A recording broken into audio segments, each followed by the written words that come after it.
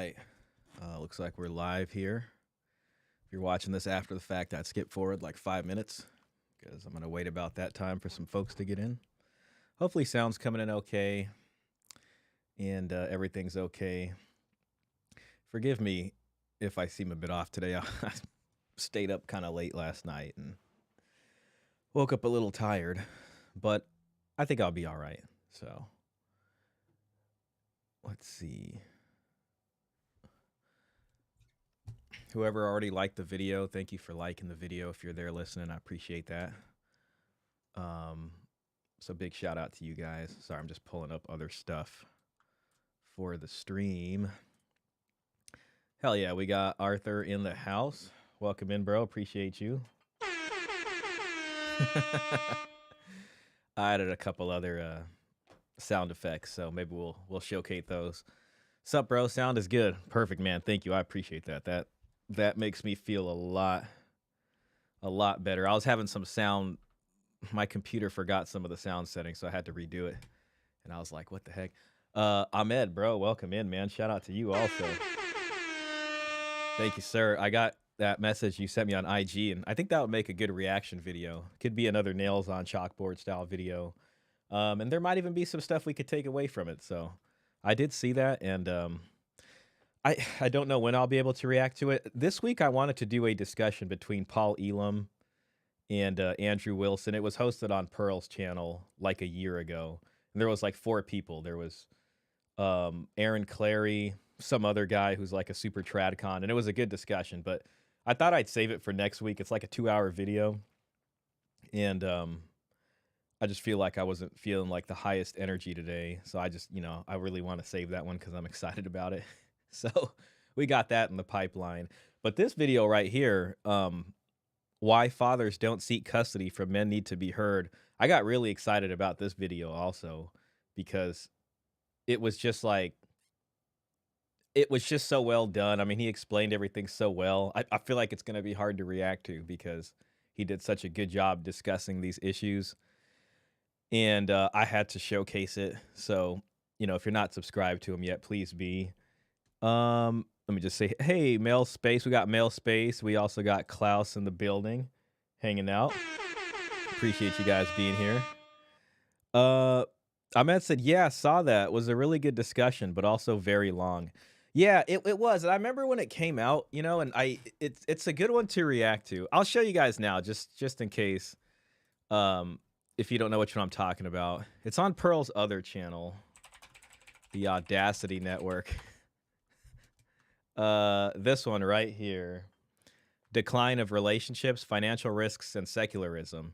So it's a solid 2 hours, and you got Andrew Wilson, you got Paul Elam. So just having Paul Elam in here already is a big deal. Aaron Clary, I think that's Aaron Clary. He's been in there for a while, and it's going to be a fun discussion. Pearl did a great job bringing these folks together and moderating that discussion. So yeah, I mean that's going to be I wanted to do it this week, but I saw this video and I woke up today and I was like, man, which one do I want to do? I didn't even put the stream preview. And I just figured we'd go with this one. It was a little shorter in case I don't make the time tonight. I think I'll be fine. I'm feeling better. I just had a cup of coffee. I haven't had a cup of coffee since like before Christmas because I've been on a really strict diet since Christmas. It's been working out too. I got a 20-pound rucking vest. So it's like 20 pounds. It's like a vest full of like sand. And I'm just going on my normal walks. And it is like, it's challenging. It's challenging, but it feels really good. Like all your legs are sore, your core is sore. And it's just me going on my normal walk. So it's me trying to sneak a workout into something I know I'm going to do anyways. And I think that's contributed to why I feel so tired lately also. Read a Male Space says, read The Case for Father Custody by Daniel Amneus. Kind of wanting to pronounce that like Zeus. I almost want to say Amneus, but Amneus sounds pretty cool. The Case for Father Custody. Sounds like a pretty freaking good book. Oh, right, yeah. That's not bad. $22. Today's 60% divorce rate is wrecking marriage. The family, society, and society. Fatherless children are 5 more times likely to commit deletion, 32 times more likely to have behavioral problems, and 9 times more likely to drop out of school. In the case for father custody, the author shows his views on why fathers should have custody. A human baby is the world's most helpless creature. The baby must depend on stable arrangements in the outside world if it is to be cared for properly and lovingly, to be secure, educable, playful, exploratory, and curious about the world we live in. So this is the book right here. 431 pages from. Oh, that was back in 1999 too. I hate to say it, but like seeing that date makes me trust it more, which is like not that doesn't make any sense. I just do for some reason. The baby requires 2 parents, not just one. It needs a father and a society which will guarantee the stability and permanence of the father's role. Yeah, that looks legit. I might even just pick that up. I might even just pick that one up. That one's legit right there. So, well, we got plenty of the folks in. I say we just get this show on the road. We're already at 6 minutes right here. So yeah, we'll go ahead and get into this. This was posted 6 days ago. It's got 15,000 views. It really deserves way more views. By the way, shout out to DL Saint right here. How bad is the debt crisis? I really like DL Saint's channel. I know some of you guys might be familiar with him. He was the first person to like interview me on a channel, and I like watching his stuff. He always comes on like right towards like when I'm driving home. And it always works out nicely. But anyways, yeah, let's go ahead and start this out, and I'm gonna try to give a like my understanding of custody. There's some stuff I know about it, but I have to admit it's more of like peripheral stuff because child support doesn't have any, like the federal agency doesn't have power to grant custody, but we'd use custody for calculations and things like that. And a lot of people would complain to us about custody and ask us about custody, and it was a thing we had to discuss. So we are kind of peripherally related to a lot of that. And from my point of view, I saw one of the toughest parts about custody is that custody is still held firmly under private family law. The new modern absconded private family law, which has been absconded and tainted by a vast public family law system, which has bullied its way in, just to be clear. And whenever they'd complain to us, because we're going in there and taking the money right away for child support, they'd say, well, what about custody? And we'd say, well, you might want to go across the street and get that figured out, and figure out how to file all those papers and talk to an attorney, or just, I don't know. We can't help you. We would say, like, yeah, there's a self-help center over there if you want to check that out. Basically, it was like, well, it's not our problem. Go deal with it and come back if it changes. That was really the extent to which child support, cared about custody.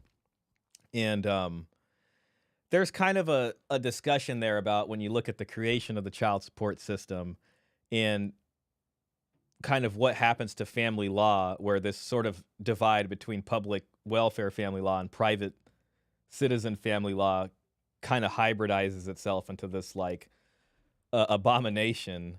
And you can see why child support wants to avoid custody, because it's easier to just avoid that and go straight after the money as fast as possible in order to recoup for the welfare dollars. So, we might get into some tangential discussions there.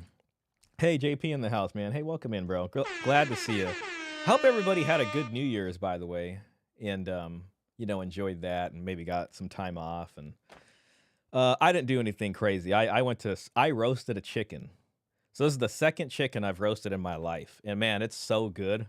And I also don't want to hear anybody complaining about cooking, because it's really not that hard. It's like 20 minutes to get it set up, and then you put it in the oven. About 20 minutes per pound of the chicken. It was like an hour and 25 minutes. It comes out, everything's fine. I don't know what all the fuss is about. But yeah, welcome in, JP. So let's go ahead and get to the fun here. That might be a little loud. All right, this is Men Need to Be Heard. I really appreciate his channel. It's kind of minus all the sort of bravado and other stuff you see in other channels and that kind of stuff. It's just, a guy, straightforward. He's got experience. He's knowledgeable. He's very clearly knowledgeable about this stuff. And, he's creating a video here that I think is very helpful for guys to see. So the real reason why fathers don't see there's a typo. The real reason why fathers don't seek custody in a divorce. Hey everyone, welcome back to Men Need to Be Heard, the channel where we discuss the issues that affect men and boys in today's society and bring awareness to them. My name is Dan, and this is another in my series of videos called The Falsehoods of Feminism, where I debunk common beliefs and claims that feminism makes towards men and boys. The major one for this video is going to be that men don't seek custody. So, the accusation towards men as well, the reason men don't have custody is because they don't fight for custody. And it's yet another thing to say, well, men are unhappy, but men are doing it to themselves and they're not trying to do this kind of they're not trying to get custody and all that kind of stuff. And he just does a good job of breaking that down because I've heard that before in certain spaces, and I've always been like, I've always in my mind immediately understand. Well, there's a financial component. It's very hard. He's going to discuss how attorneys will even a lot of times tell guys, "Hey, it's not even worth fighting for this. You're better off just not fighting for it." And so he just does a good job of breaking this down. And today I'm going to be talking about a commonly held belief that many women, not just feminists, but women in general, have, which is that fathers don't want to remain active in or have custody of their children after a divorce. It's something you hear all the time from divorced mothers who claim that men, the fathers of their children, did not want custody of the children or failed to pursue it in court. Yet when you speak to those men, those fathers, you get a completely different story. Those men have fought hard to stay connected to their children, often spending tens, if not hundreds of thousands of dollars to do so. And we've seen this before too. I mean, I've seen this just with guys I've talked to personally. I'm sure you guys can probably think of people that were in the situation. But we've also seen it through Father X's channel. And just as a as a disclaimer, well, he spent a lot of money, so there's no. I mean, he did win custody, but it was hundreds of thousands of dollars later, which is the unfortunate thing. I guess what I'm trying to say is maybe. Well, I was gonna say, like, don't let feel too bad about it. You can turn to Father X's channel next, and he's got great advice and real practical advice about how to maybe go about your custody case. So maybe hopefully you can save money earlier instead of having to spend as much as he did. But it's still a pretty bad situation, so I don't want to sugarcoat it. Yet they still have to face the stigma and labeling that is put on them by the mothers of their children, who more often than not are believed, without question.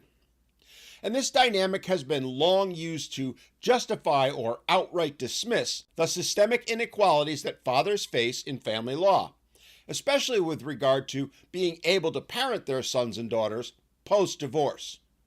And while it is a commonly held belief, the facts, as we will show, prove that belief to be completely wrong. The oversimplified narrative misrepresents the experiences of countless fathers who are deeply committed to their children, but who are disadvantaged by the legal, societal, and financial barriers that they face. In this video, we will delve deeper into the myth and show the actual facts with regard to how often fathers are awarded custody and why they often have no other choice but to give up. We will also examine the biases embedded in the system, the societal attitudes that reinforce them, and the economic incentives that, in the end, shape almost all custody decisions. Also, forgive me for pausing it so often. It's just something that I do have to do. But I like how he discusses the stuff that affects economic decisions and all that kind of stuff. So that I could do it like child support and the welfare system and all this kind of thing. And as distinct from like just the cost of the guy themselves, but it's just such an industry in itself that like the people in the industry have little incentive to change it because it brings in so much money. We will also discuss how this paradigm has hurt children and caused devastating, irreparable harm to multiple generations now. That's that's something that's just so true right there. I mean, just people growing up without their fathers in their lives, and mean, we all know how that affects things. We just read that little synopsis there from that book suggested by a male space, the case for custody for fathers, and that described it. Our goal is that by addressing these issues comprehensively, it becomes clear to anyone listening that, contrary to the feminist narrative that fathers are to blame, that they simply aren't interested in caring for their children or loving them, the real problem is society's refusal to recognize just how vital a role fathers play in their children's lives and how a family court system that is fundamentally unequal further exacerbates that failure. I like that he mentions that only because, like, especially with the feminists essentially are saying, well, you're not fighting hard enough. Like you need to try harder, which is ironically also not a very different messaging from tradcons sometimes, where they're just like, well, you just need to fight harder and you just need to do a better job and be a real man and go take care of them kids, and it all sounds interesting, on the surface, but there really is a systemic kind of injustice going on, and it really is a problem with the system and the way we do family law over here. So, it's not about you not being a tough enough guy or something like that, or not a manly enough guy. It's just there are certain problems in here. Uh, Real quick, Yenu, yo, welcome in, bro. Glad to see you in here, man. Is this the 41-minute video from Men Need to Be Heard? This is absolutely it. Yep, this is from Men Need to Be Heard. An amazing YouTube channel. Let me get him on a better frame there. Oops. Further, So yeah, if you haven't, sounds like you already know his channel, but he's putting some real information out here. we'll show how the system is designed and encourages mothers to disenfranchise fathers from their children for financial gain. Let's dive in, shall we? The root of the myth: cultural and legal legacies. The perception that fathers are less interested in custody stems from deeply ingrained and long outdated societal norms, as well as legal doctrines that go back hundreds of years. While some, including myself, argue that the norms those beliefs are based on never existed, as I've covered in previous videos, the reality is that even if they did, that society no longer exists. Gosh, that's the thing I think a lot of people just refuse to accept. It's that society no longer exists, and there's a lot of like pipe dreams out there, and it's just one of the pipe dreams is going back to this like everybody just kind of kumbayas back into this traditional thing, and they all agree on it, and it all just happens. But my kind of view on that is that the technology and the industrialization and the way our societies are oriented and some of the things that we have at our fingertips is really what will not allow us to kind of go back to a situation like that. And especially, and even the values we hold as Americans when it comes to like freedom and these kinds of things. The biggest doctrine, and the one that the legal system itself now claims is no longer relevant, yet still sticks to like glue, is what's known as the tender years doctrine. This long Tender years doctrine is something Pearlie brings up a lot on her show. So she talks a lot about that. I've seen her interview people and discuss that. disproven doctrine, which in a nutshell states that children, especially under the age of 7, or as some claim 4, are better off being cared for by their mother. It is based on the belief that mothers are inherently better at parenting, especially for young children, than fathers are, and thus custody should be presumed to be awarded to the mother unless she's been found to be unfit. A founding which, however, doesn't apply even when it's proven that the mother was utterly incapable of caring for the children. I think Father X, in his video that we watched on this channel, I think it was the one we watched. I watched some of his videos, but he discussed like bringing up evidence to the court of some foul play and some bad stuff and threats made by the mom, threatening to harm, him and the child, from what I remember. And the judge still was like, well, no, she gets to keep custody for now. So it's like, it's very hard to prove that, Or outright abusive towards them. Historically, the tender years doctrine has dominated custody decisions. I guess in Father X's case, like it was essentially proven, but it's still didn't sway the judge, and the judge still went with whatever they normally do. And was in fact written into law in many states. The tender years doctrine was long ago completely discredited.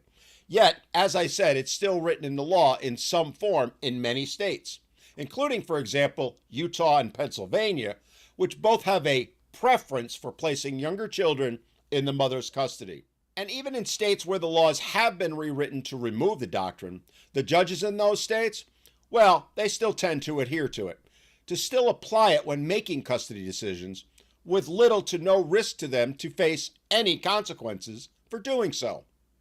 Although many jurisdictions have moved away from this doctrine in favor of the best interests of the child standard, which is in and of itself a bad standard and really nothing more than a nebulous term with no real definition. In some ways, it's just putting lipstick on the pig that is the tender years doctrine. I'm glad he addresses that. Yeah, because like if you look at a lot of states' legal codes, or California, for instance, like there's no tender years doctrine in there, but the best interest of the child is in there, so it kind of serves, as something that can kind of be interpreted that way. So I'm glad he addresses that. Hey, Christianity Unplugged, great to see you in here. Sorry I couldn't join you guys earlier. Elena sent me an invitation link. I was out late, and then I woke up at 5, and I saw this message pretty late, and the time to start was 9:15, and I was like, "There's no way I'm waking up in time for that." So sorry I missed out, guys. But let me just move this to the chat. Christianity Unplugged says, "If it returns, it will return by massive destruction or force."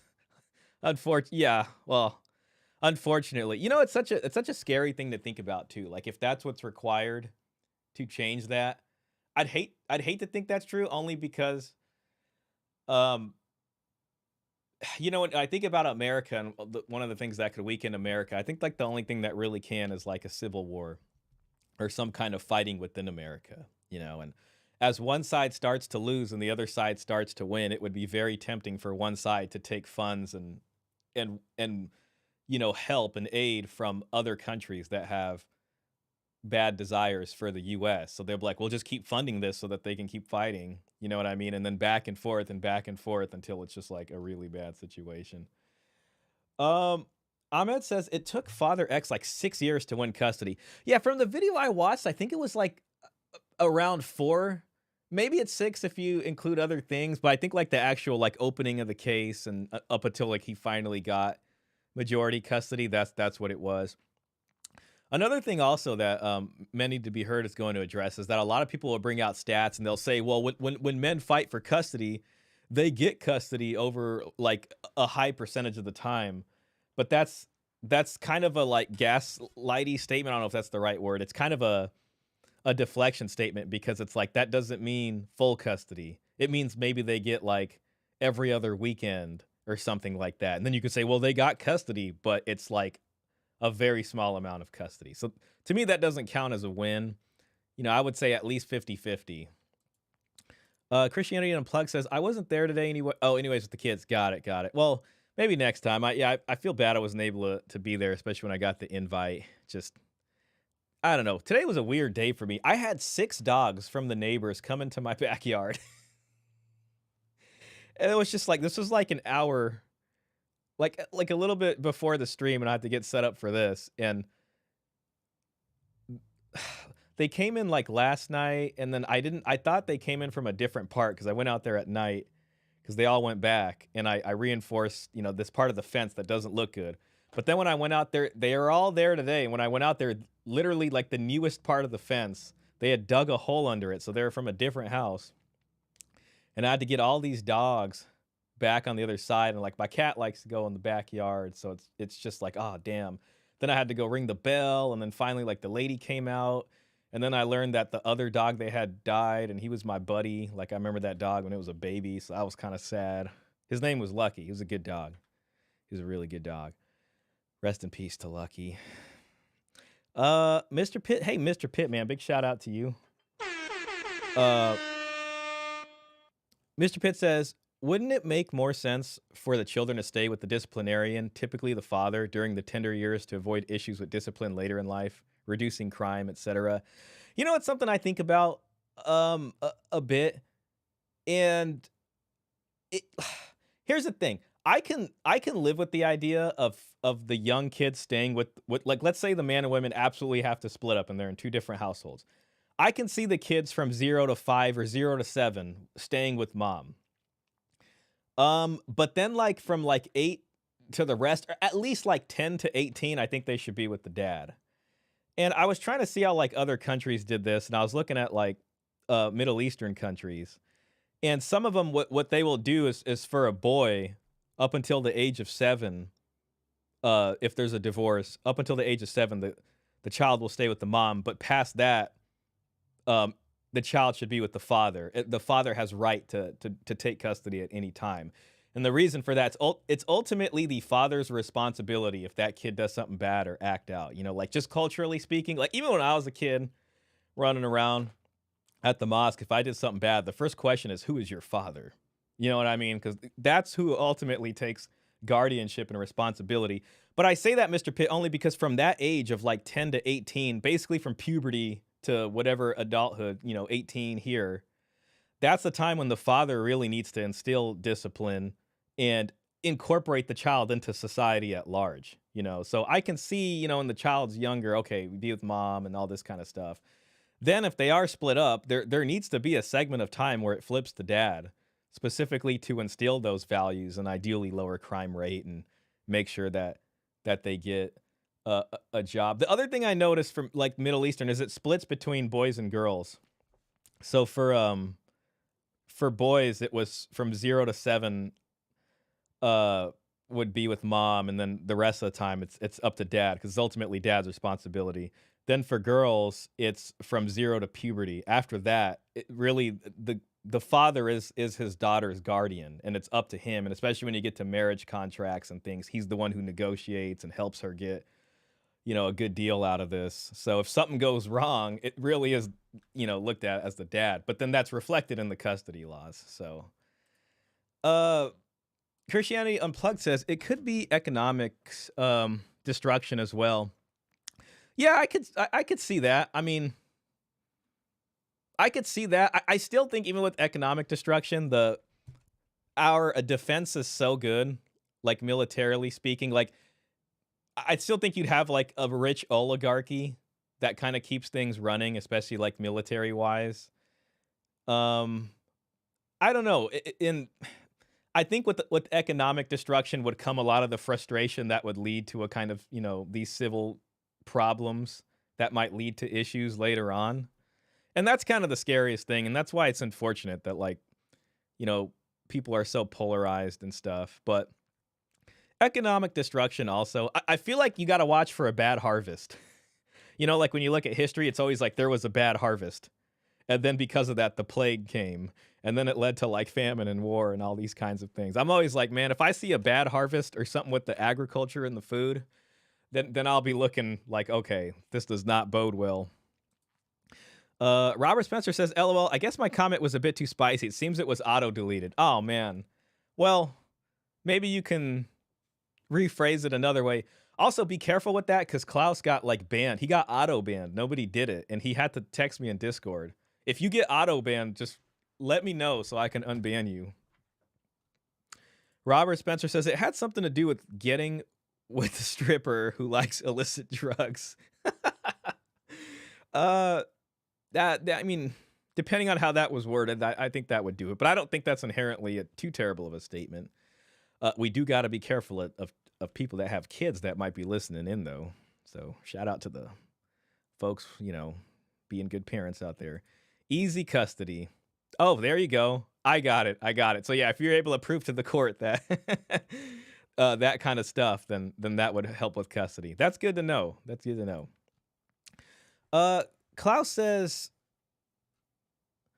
my guess would be economic collapse would be the cause for changes. Yeah, first and foremost, I think with that often comes violence and things like that. But I think you guys are right about economic issues.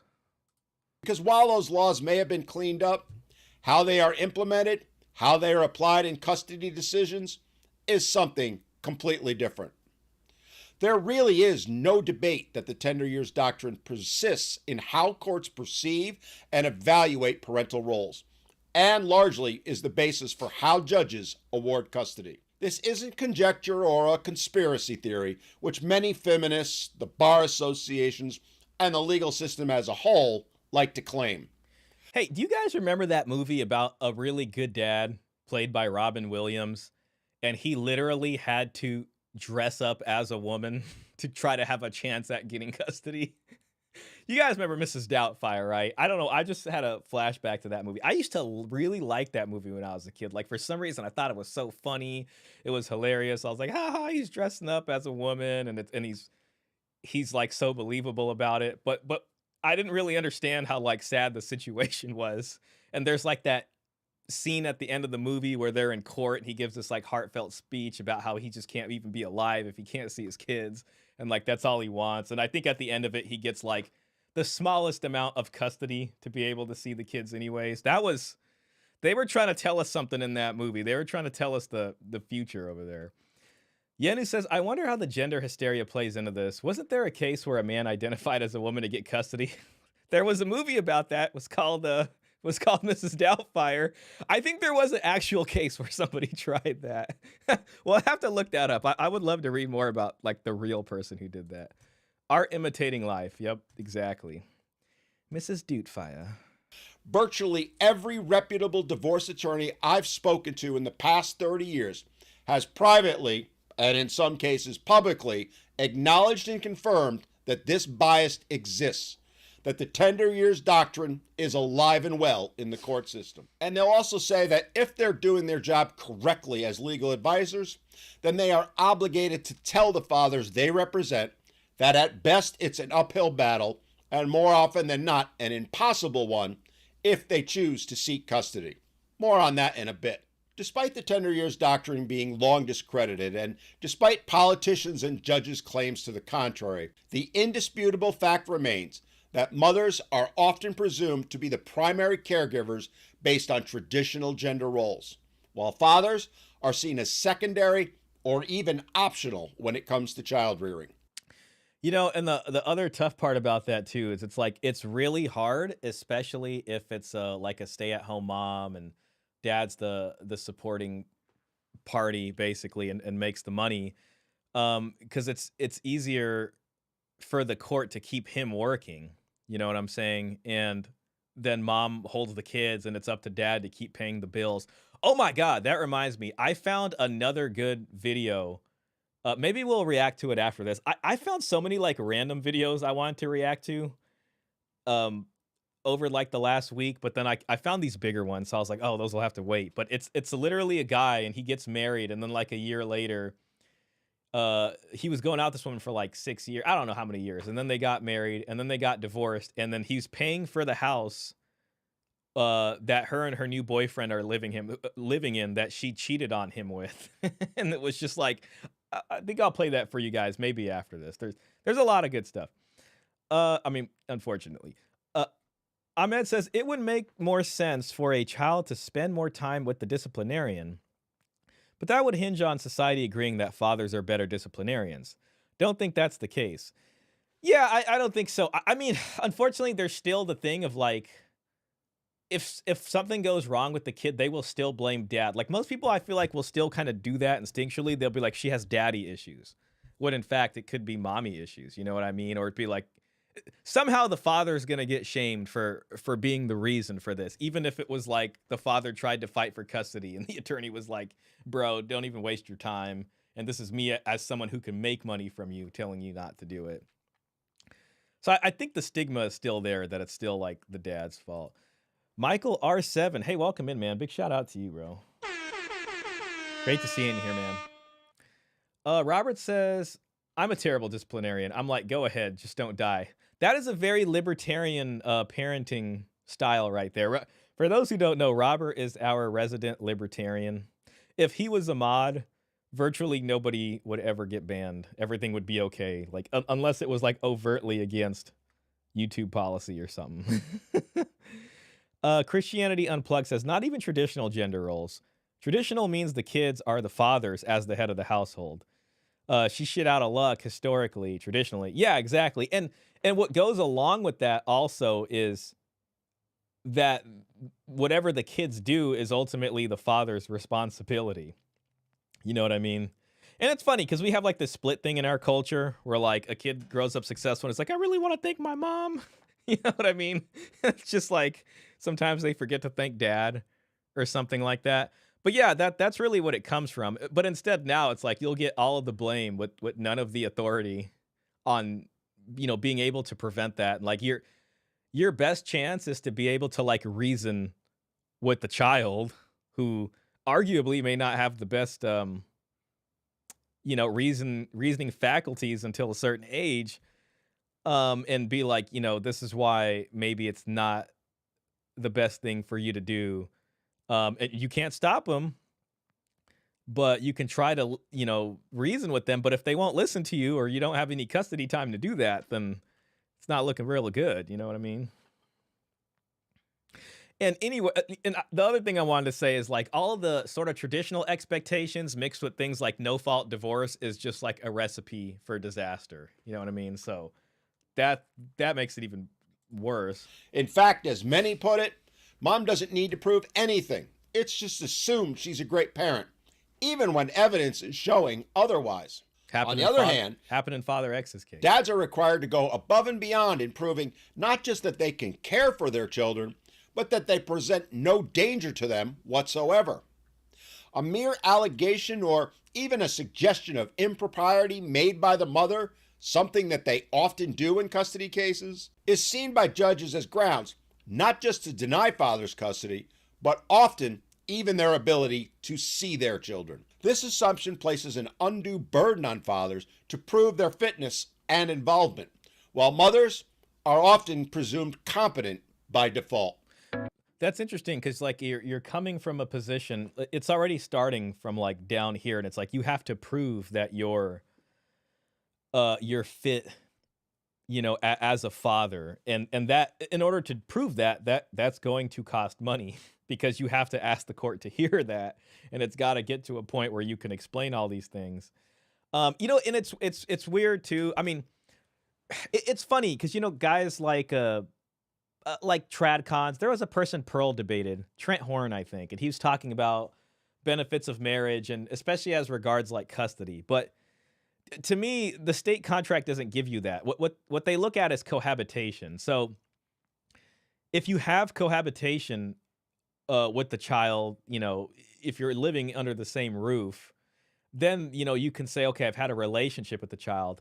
If you don't have that, then it's really hard for custody also, only because, she can up and leave while she's pregnant, give birth, and you've never been living with her. And then it's like, okay, so now you haven't been cohabitating with the child, so it's hard to prove a relationship with the child because the court favors having a relationship with the child versus just like you being biological dad. And it's kind of a double-edged sword too because that's also how they get you with when you find out you're not the dad, but you've been living with the child for 3 years or, 4 years or whatever.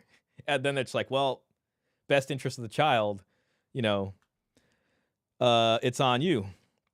Robert Spencer says, again, get them hooked on drugs prior to your divorce. Pragmatism works every time.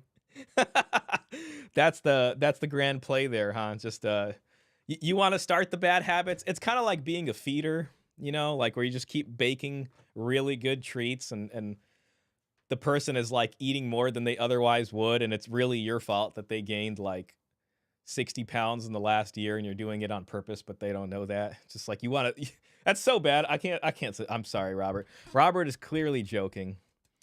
Though I will not deny the efficacy of his strategy, though Robert is clearly being tongue in cheek here. Klaus says it's different over here. Custody is split by law after a divorce. That's good. At least it's split right off the bat. I think there's a state trying to do that. I think Florida might have moved into something like that recently. I'll have to double check that, which is good.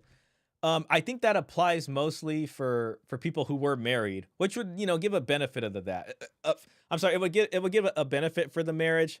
I don't know if it's just marriage or cohabitation. I am curious, Klaus, what Germany does with people who weren't like legally married, but maybe they're living together and there's a custody situation there. My guess is they default to whatever the cohabitation was. All right.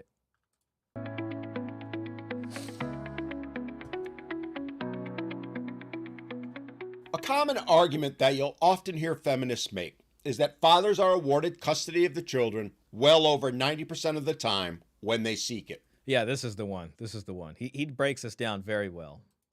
They even go so far as to argue it's proof that not only is there no bias against fathers in family court, but one that in fact favors them. They'll further state that the only reason most mothers get custody is because fathers don't want it and don't pursue it, usually followed by a claim it's because they don't care about their children, which again is pure fallacy. Is any of that in fact true? The answer is no, not even remotely. Multiple reputable studies show that the courts overwhelmingly favor mothers in custody decisions, awarding them sole or primary physical custody in approximately 80 to 85% of cases. See, that's the difference, primary physical custody. So it's one thing to go in there and then they're going to be like, well, okay, we'll give you every other weekend or something. And then the stats are going to reflect, well, 90% of the time they do get custody. And it's like, okay, after however much that cost you, you finally got like a little bit of custody. I'd like to think some places are maybe trying to take this into account and making it easier on fathers. I don't want to oversell that. I mean, I'll believe it when I see it more. But I hope that's the case in some places. Klaus says it doesn't make any difference, though, as there are loopholes like moving away or going for the family court or influencing the kids they don't want to see their father. Yeah, that's parental alienation right there. So that happens a lot also, and that's where, dads just the children are convinced dad brainwashed that dad is just this bad guy and all this kind of thing. And, maybe the mom will start doing that very early on just to kind of get the kid on board. God, it's so sad. And kids are used like that as a pawn. If the mother wants the sole custody, she'll get it. I see. So sounds like things are still pretty tough in Germany as well. Robert says, when I was in enforcement, I used to read the obituaries in the newspaper. And when Robert says enforcement, he's talking about a specific kind of child support. So we're blessed to have Robert in here because Robert has even more knowledge than me about child support. I used to read the obituaries in the newspaper. I got a lot of case closures that way. One guy deleted his baby mama of 6 and then himself. Dang. Yeah, I mean, see, and that's something I've mentioned on stream before, that there were these kinds of cases that did happen around the office that people would then like hear about. Gosh, yeah, and that's another thing, like, you see that on the news and you're like, why did, he do that? And well, he was crazy. You know what I mean? That's crazy. 6 kids, man, that's crazy, man. See that, and that's blue pill rage. That's not the red pill stuff. The red pill is designed to help guys not do that kind of thing, Um, that's not funny. That's very sad. It's very sad. Oh man. Mr. Pitt says, oh man. Florida shifted to default 50-50 in July of 2023. Yeah, that's what I heard. I would love to see like cases coming out about that and see how that plays out practically. Sometimes they'll say things in a law, but then practically the way it plays out might be a little different. But I think that's a great step in the right direction. So, hey, good for Florida on that, Robert Spencer says another case, the father pretended that a couple of Jamaicans deleted his kids. Pretended that, huh? Oh, that's interesting. I wonder what his purpose for doing that was. Like, so maybe he was trying to tell the child support agency that that's what happened so that we would then close the case down and then like never look at it again. People would come up with all sorts of stuff. I remember hearing about some guy on like a fishing boat. He lived on one of those houseboats, It's like the way it worked in our office is like if we could not personally serve you, we couldn't move the case forward. So if you were not like a mail serve didn't count, but if we couldn't personally serve you and tell the court, hey, this person was served and knows about this case, we couldn't like default the order. So apparently some guy was on a houseboat, and every time someone would try to serve him, he would just kind of go out to sea a bit and then come back in later. It wasn't my case, but I heard about that. So that was funny. That's just like a funny one. People want to come up with like interesting ways to try and, I guess, subvert the child support system. I mean, honestly, if you want the child support system to give up, just be like, well, I'm a homeless transient now. But then you really do got to live off the grid. You know, if you have a job anywhere, that's not going to work.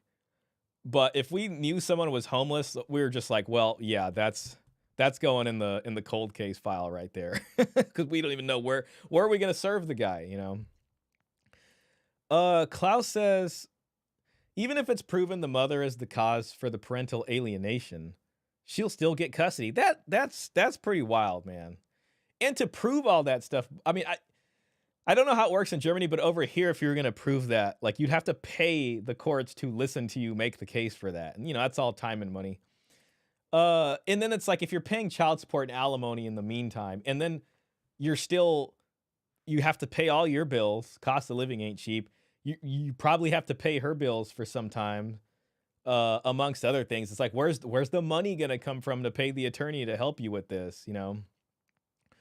Well, to cover up the fact that he was actually the one to delete oh, wow. That's some pretty dark stuff right there. Yeah. Yep. I mean, and see that kind of stuff did happen. That kind of stuff did happen. Unfortunately, their decision was just like, well,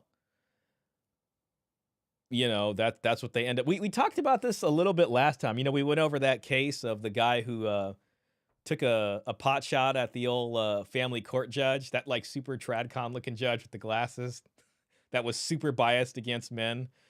And then he also, you know, did bad things to his family. There's another case I saw. It was just on Twitter. Let me see if I can pull that up, just because it's like, it's weird. The mom was talking, or the ex-wife was talking about how great the divorce was going and how well the dad's handling the divorce. And then, like, not too long later, the dad completely takes out mom. Let me see if I can pull that up. So I just don't want you guys to see my other saved things here. I don't know how I'd explain all that stuff. Okay. All right, here we go. All right, so this says this video was posted around 2 weeks ago. That's insane. And this is like literally her, a husband and wife who were involved in an apparent, you know, murder deletion in Brandon had recently started the process of divorce, a friend says. And it says, you know, they discovered the body of her and the husband were discovered inside a home on Toulon Street. And like right before she posted this video, I haven't listened to it. She's just talking about things are going fine or whatever. So, about to be a newly single mom. And I am in the middle of a divorce. My husband is being incredible though. Like, really and truly, like, we're working together. See that? I'm about to be a single mom, but my ex's husband or whatever, we're in the middle of a divorce, but he's being really amazing, and he's just we're able to work together. Everything's going good. And then bam, like shortly thereafter, guy loses his mind and does that. Everything's great. We're splitting everything down the middle. Like, you know, everything is... The craziest thing is like when someone does something wild and they were an exemplary citizen all the way up until that point. Like they never got in trouble for doing anything bad, had like a totally normal job, just could be your neighbor, and then bam, you know, something like that. That's always like the, you know, super shocking. Good. It is a very civil divorce. Look at with that. Our daughter. It's a very civil divorce. In mind, and I really appreciate that. With our daughter, we had the best interest of the child in mind, and like this guy was just on the sneak. You know what I mean? He must have been, I don't know what he was doing, but I mean, I'd like to think he was. I mean, the plan. If they're ever gonna do like a documentary on this, they'll probably find, if they do the investigation, that maybe he was planning this out shortly after realizing they were getting a divorce. You know, I'm gonna be a mom, single income right now, and he will be helping with her.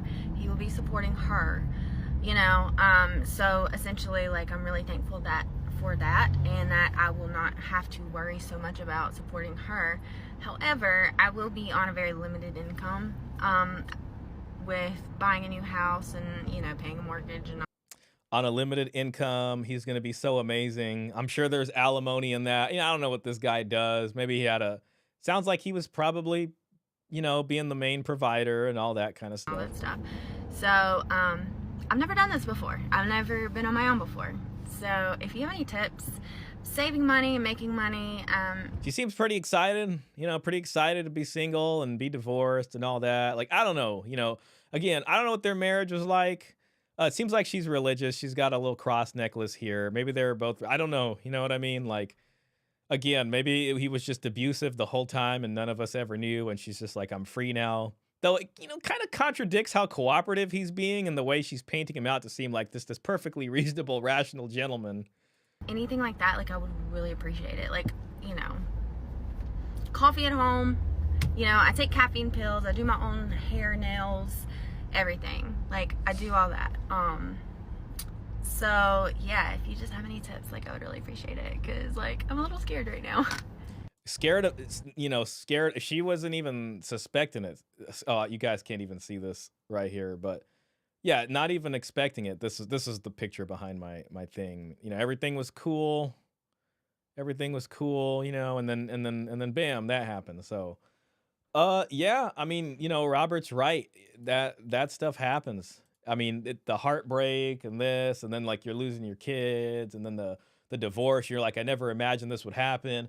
The whole family was at the wedding. My parents gave their blessing of this. They loved her like a daughter. She was a great sister-in-law to your siblings. All this kind of stuff, and then all of a sudden, you know, all that stuff just didn't matter as much as you thought it mattered. Oh, let me just get to these comments real quick. Oh man. If I read this one, I wonder if fathers have an even harder time getting custody if their child is a girl instead of a boy. There's the burden of having to prove they aren't dangerous. That's true, and then men are supposed to be the protectors. I guess the other side of that is that men are the predators, or because they can be dangerous, potentially speaking, right? So it's like you have to prove you're not dangerous, that you're a fit father. Yeah, I could see that having some bearing on that. So Robert Spencer, the number of self-deletions I close cases for probably number in the hundreds, unfortunately. Well, yeah, and that's the other side of that. Like, you know, to me, self-deletion to some extent is when people take out that anger on themselves instead of the other people. So instead of outwardly, that anger is directed inwardly, and they just can't process the anger or figure out what to do. And it's, we talked about this last week. It's like, especially with the guy who like probably has no history of doing anything bad. This is when something happens and it's so bad, it's so traumatizing in their life, they can't believe that they ended up here. And it's almost like it's not real. It's like you're standing outside of your body. And it's like you are you're you're a murderer before you become a murderer. You know what I mean? You're just like, oh, that's how that happens. It's not even up to me. It's just I fighting this is so hard, and it's some guys don't make it through that. And I would argue self-deletion is the same thing. It's like there's this unconscious force that almost is compelling you to do this, and the rational part of you is just having so much trouble keeping the duct tape on the dam from bursting. You know what I mean? So, and that's also interesting to hear about Robert. So it's like you see guys, and then they end up getting divorced, and then that would happen with child support cases, and then you'd got to review the case for closure because they passed away. That was something we had to do, like Robert mentions, check obituaries. If someone passed away, we would reach out to Vital Stats and try to get a death certificate to confirm it, and then be able to prove that was the case. So sometimes people would call in and they would say, like, yeah, well, they're not alive anymore, and then that was that. And, if they don't have an estate or anything, then so be it. Robert says, I was perfectly cooperative with my second ex until it was real. I thought she'd take it back. Sounds like, things seemed fine until they weren't fine, unfortunately. Hopefully it worked out okay in the end, Robert Spencer says, wouldn't doubt if he was in the same headspace. Of course, I didn't react the way he did. Yeah, I mean, and I don't want to be one of those guys that's diminishes someone's heartbreak. Like if if you experience heartbreak and you're 22, and if you experience heartbreak and you're 45, I understand that, like, maybe it's worse at 45, especially if you've been married to someone for like 20 years and the guy at 22 or 23 can't understand that. But if you're heartbroken and you get to the place where every day you wake up and you don't want to hurt yourself, but the thought of a bus hitting you seems kind of like it would be nice if that happened, that's heartbreak across the board. You know what I mean? So I'm not going to say this person's heartbreak isn't to the equivalent of that person's heartbreak. And it's very tough to pull out of there. But if you're in that situation, like, you have to believe there is a light at the end of the tunnel, and it will get better. And you actually feel better, and you'll be like, man, I can't believe that. You'll look back and be like, wow, I can't believe like that I was really feeling like that bad. It's almost crazy over that person. I mean, I guess, if you got less stuff tying you together, it's probably easier. It probably sucks if you got to see your kids in the house and there's another man there and you barely got custody, but the boyfriend gets to live in the house. And you're just like, what the hell is going on here? You know what I mean? So that an everyday reminder like that probably sucks. So I can't talk a big game on that or nothing. Uh, Christianity Unplugged says, responding to Ahmed Motaseb, the officer of the court in Louisiana used my patriarchal views to remove custody for safety, particularly of my two girls. Wow. So you went in there and Nick, Christianity Unplugged is a pastor, from what I remember, meaning that subscribing to a biblical patriarchal view of the world should come standard with a belief in Christianity, and the courts pretty much use that in order to say that you were an unfit parent. That would be like, oh man, yeah. I was gonna say mind numbing, but I'm just trying not to be like really negative. Yenu says, man, that blows. Sorry to hear that. Yeah, very much so. That is very let's just get back to this. It's bad. Where custody is contested. This has been shown time and again, giving them sole or primary physical custody in approximately 80 to 85% of cases where custody is contested. This has been shown time and again in states across the country, and it disproves the feminist claims outright. But it goes even further than that, which we'll address momentarily. I'm sorry, Nick. I'm sorry I'm still thinking about what you said because we're supposed to be watching this. But it's like, if the judge asked your ex-wife, who ostensibly has the same beliefs as you, wouldn't that cancel out? Because it'd be like, well, my ex-wife has these views, I have these views. Unless, like, her views are more feminist in nature. It's just this, it's weird. First, however, I want to take a moment and address a reality which needs to be brought up in the context of any discussion of custody. I would be remiss if I didn't point out that not only is awarding mothers primary or sole custody by default unfair to fathers, but it is also highly detrimental to children. Children which, as countless studies have shown, would benefit most from having two actively involved parents.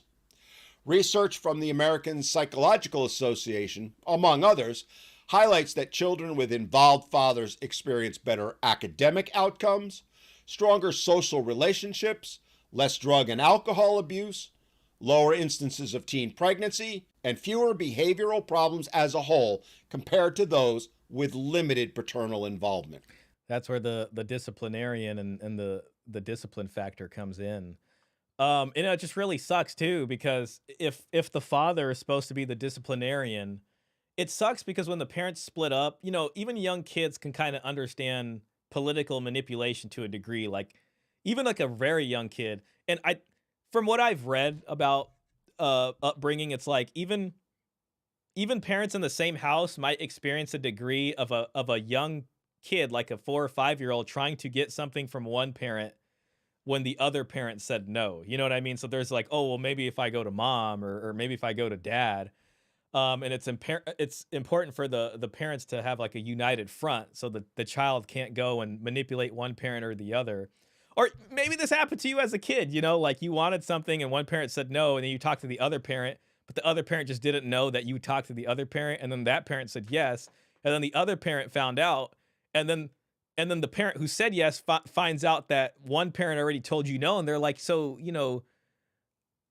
they already said no, but then I said no, so why so or like you didn't tell me your other parents said no, like that mom or dad said no to this to you already. So you came here and you knew, whether it was mom or dad or whoever, said no, and then you tried to get what, it can create a thing. So kids do that. And then when a divorce happened, I'd like to think that thing is kind of magnified. And then there's an incentive from one parent. So if dad's supposed to be the disciplinarian and mom's trying to get a better outcome, she might, play into that to get the kids like, let me just give you what you want. Here's some short-term gratification to the kids so that they'll work with mom more.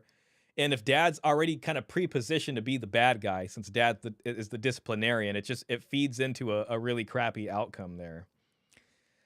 Robert says ex-wives are often flexible regarding morality during divorce. Yeah, well, that's your conditional traditionalism right there. Traditional when it suits and feminist when it suits. Klaus says, I can't even imagine what I would do in such a situation. I have to admit, I get enraged without even being affected. Yeah, it's like an empathy enrage.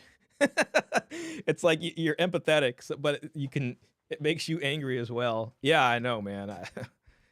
Yeah. I like to joke and I like to say that I have a CSI PTSD. And CSI PTSD is child support induced post traumatic stress disorder. It's like if you work at the place long enough, like if I'm going on dates with women or certain things are happening or they want to do certain things, and it's just like you just start seeing the flashes of a child support case that doesn't exist, and all of a sudden you're like looking at a computer screen, except this time it, God forbid, you could see your own self in there, and you're just like, no, that's the CSI PTSD coming to affect you. God forbid. To sum it up, the failure to view fathers as parents as vital to the health and well-being of their children isn't just affecting the parties involved, it's affecting society as a whole. As I mentioned earlier, the statistic that feminists love to use to misrepresent the reality is that fathers receive custody or visitation in 90% of the cases where they request it. The key point, though, that they fail to bring up is how do you define custody? Something that, when accounted for, paints a very, very different picture. This misrepresentation is something they adhere to as gospel and cite all the time, primarily to dismiss concerns about custody bias and perpetuate the outdated gender norms that they claim to be fighting against. Yeah, and by saying that, like basically saying like, well, dads get custody 90% of the time, which again does not mean like 50-50 or primary. It means, a weekend here and there. It's to perpetuate this idea of like fathers are deadbeat dads, and like there's this stigma like if you are divorced, even if it wasn't you who wanted a divorce, somehow you're like a deadbeat dad. So it's like you have hard time being able to see your kids, but they make it very easy for you to have to pay things and to take the money and send it into the other household. The most just egregious part of that is that another person, they could be in there living with like a new boyfriend or something, and it's not like a big deal to them or whatever. It's just not going to get registered, and then that's something right there that would piss off a lot of guys, to be frank. You know what I mean? Um, and I was reading about like welfare history, and there was a time where if they found out, or if the welfare agencies found out that mom and the kids were receiving welfare and she was living with another man, they would cut the welfare because they'd say, well, there's an adult male in the household, so it's his responsibility to be working and taking care of the kids. Then then that changed.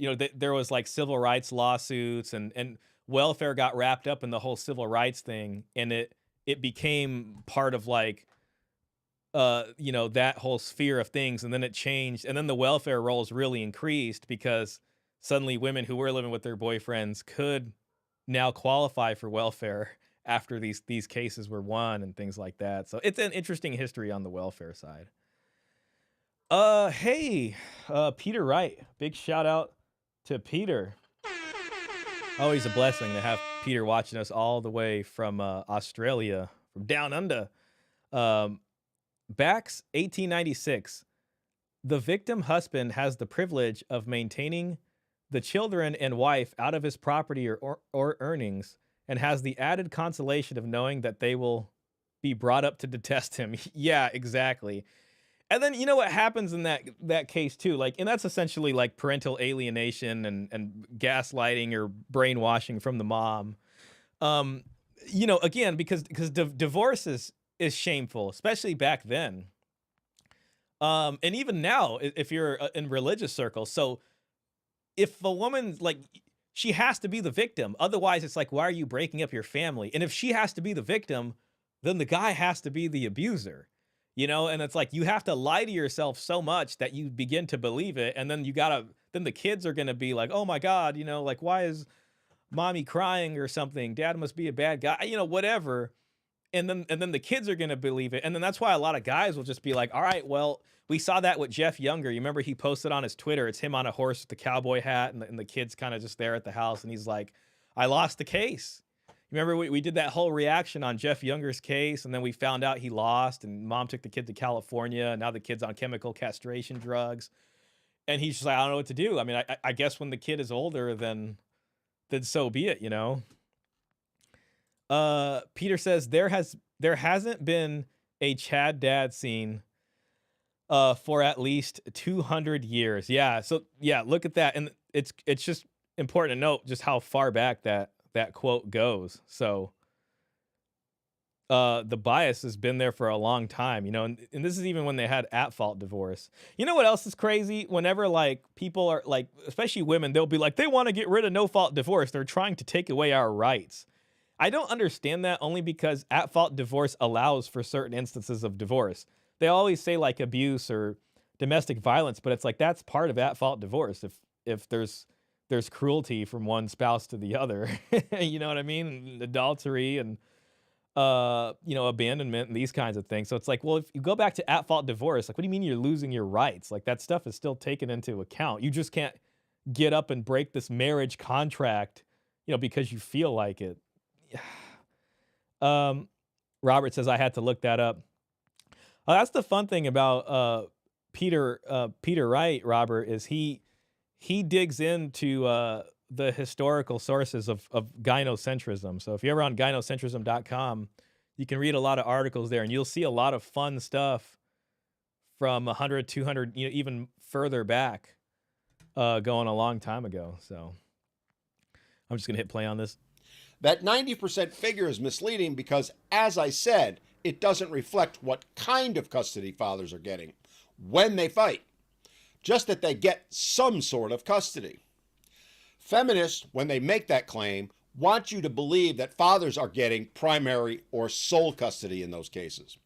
In reality, however, it's that fathers, more often than not, are being awarded joint custody, which again is a nebulous term at best.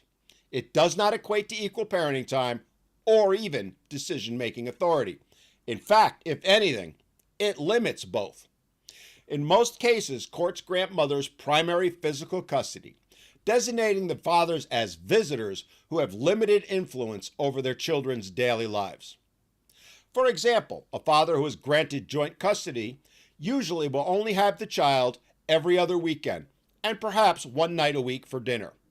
This is known as the standard order, and it's been the de facto court order put in place for most cases for almost 50 years now. Let's just listen to that again. That's the standard order. So this is what they will probably give you over their children's daily lives.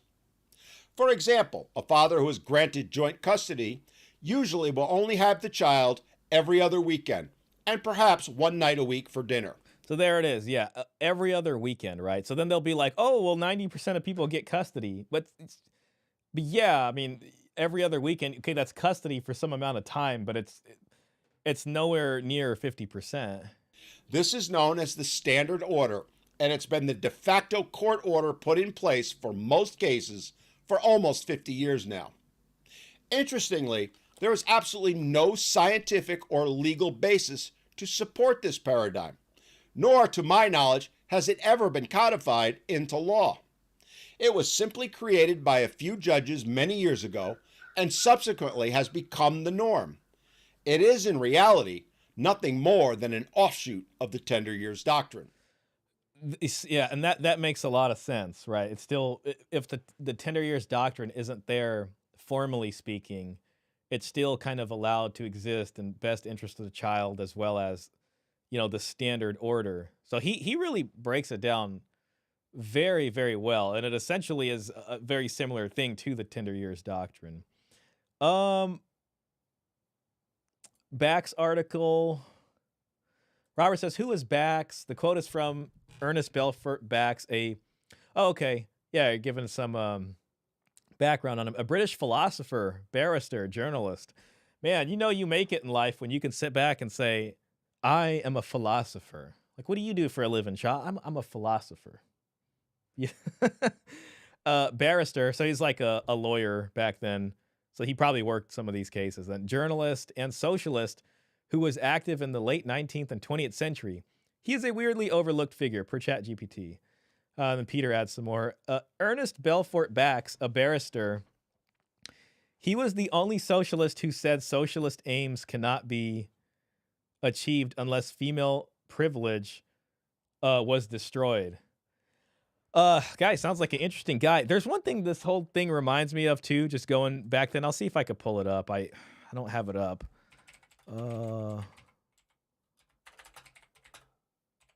Let's see. This is just kind of going back then. So this, the tender years doctrine goes back a long way, and you can see kind of what Peter's bringing up. I'm just doing the AI overview here, but this is Lord Mansfield. He's got one of those nice white wigs on, you know what I mean, with the rolls on it. Very, very cool, very stylish. But the Lord Mansfield rule is a legal principle that limits the ability of spouses to contest paternity. It prevents either spouse from testifying about whether the husband had access to the wife during conception. The rule's purpose was to protect the legitimacy of a child, preserve morality and decency in marriage, and prevent the husband from being embarrassed. So there was literally a law. I think this was late 1700s. Gosh, I wish I could find. Oh, here it is. The rule originated from an appellate decision by William Murray, 1st Earl of Mansfield, in the 1777 case Goodright v. Moss. However, most states have since abolished or modified the rule. The modification of the rule would be like what I talk about, that you only have 2 years to contest, right? That's California. Some states are 5 years, really depends. But that originates from that same line of legal thinking. That's why when you start digging into this legal stuff, you see it goes back and back and back and back, right? California had a law from like 1870 that pretty much said, any issue of your wife is your child, which is another way of saying if you're married and your wife gives birth to a child, it's yours. You're responsible for it, regardless of paternity. But, back then they didn't have genetic tests, but it kind of gives you a little window into what life was back then, because maybe we imagine this like really perfect thing, but there were scandals going on. There was people cheating on each other. There were these very real human, issues going on. It's just interesting to me, like the reason said to protect the legitimacy of the child. So they didn't want any other bastards out there that nobody was responsible for, to preserve morality, which is interesting because you're kind of covering up morality or immorality to preserve morality, decency in marriage, and prevent the husband from being embarrassed. So if they find out he wasn't like maybe dad was on a long journey to the New World to conduct business, and he was heading over to hang out with his buddies, Thomas Jefferson, and all Ben Franklin and all these amazing guys, George Washington. And then he gets back and he's like, my wife's belly seems to be a bit protruding. Has she been eating of the slave trade sugar and tea that has become all the rage nowadays amongst the socialites? Or mayhaps she may be pregnant. And then she lies. I'm like, well, it was a premature birth, or something. So, things happened. I wore one of them wigs once. Robert, that brings me very beautiful memories. Oh God. Robert and I used to have we were both trainers, and we used to do a mock trial when we were teaching the new child support officer. So we would bring them into a room and pretend we would get them to create a case. So one person would play mom, one person would play dad, and then Robert would serve as the judge, complete with a old English accent, because we thought it was funny. Shout out to Robert, man. Those are my happiest times at the child support agency. Some of the happiest times. And I went out and I purchased a wig, from Amazon and a gavel and a mallet, so that it would be very realistic, but not realistic at the same time. But anyways, yeah. So tender years doctrine, Lord Mansfield rule. This is kind of the groundwork for a lot of the stuff we're dealing with. And then we get into this world where so many kids are born out of wedlock, welfare, no fault divorce, in public family law, and all these kinds of things. And then private family law still has these holdovers, like when it comes to custody, when it comes to supporting the children, when it comes to taking care of a kid. I always say, I have said this before, that genetic tests were like a nuclear bomb in this kind of whole thing, because it really changed the game. And it gave child support the ability to come after somebody so easily and fast. It used to be, what I used to hear around the office from some of the older folks was that paternity were some of the hardest cases, and the county had to assign its best lawyers for paternity cases.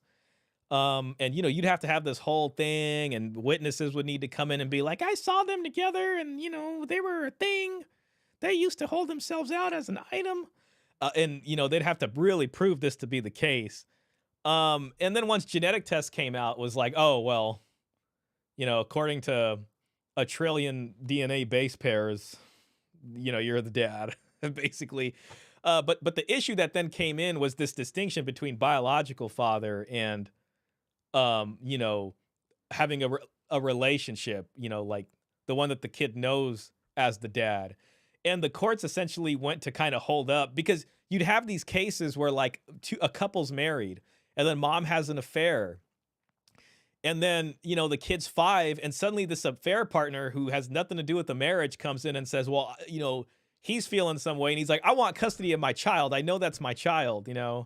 We had an affair, basically. And then this went all the way up to the Supreme Court, and the Supreme Court has to make a decision and say, well, does the affair partner have a constitutionally protected right to be able to intrude into these people's marriage and say, I want to see my kid now? And what they did is they put marriage and the sanctity of marriage and protecting the husband in marriage above the affair partner. And this kind of also leads to the issue of, well, if it's not your kid, you still have to take care of that child, because that best interest of the child. And, on the other side, there's that whole, thing. Maybe we'll go over that case. That's a really interesting case. I think I might have talked about it once in like a video or something like that. But anyways, yeah, man, good times on the wig. Oh gosh, let me just pull up, get back to the video. This standard order results in the children spending roughly 15% of their time with dad, while mom gets them 85% of the time. Additionally, while in theory joint custody gives fathers a say in their child's education and the medical decisions, the reality is it is the mother who retains primary control of the children's residence, education, and healthcare decisions. Man, I once saw a custody order that said, I don't know why, I'll never forget this. I've even mentioned it a few times, but I saw a custody order that specifically said that the mom is the only one who can make decisions on the child's haircut. So if dad went and took the kid to get a haircut when he had custody, that was going to be a violation of the court order. And I couldn't help but think, like, what kind of haircuts was dad putting on this kid that was so bad that the county superior court needed to issue an order that prevented dad from having any discretion over his kid's haircut?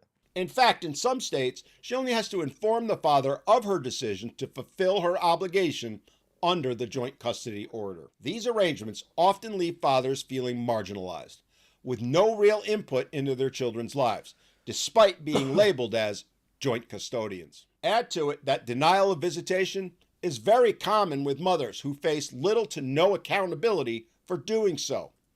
Robert says 14% is standard.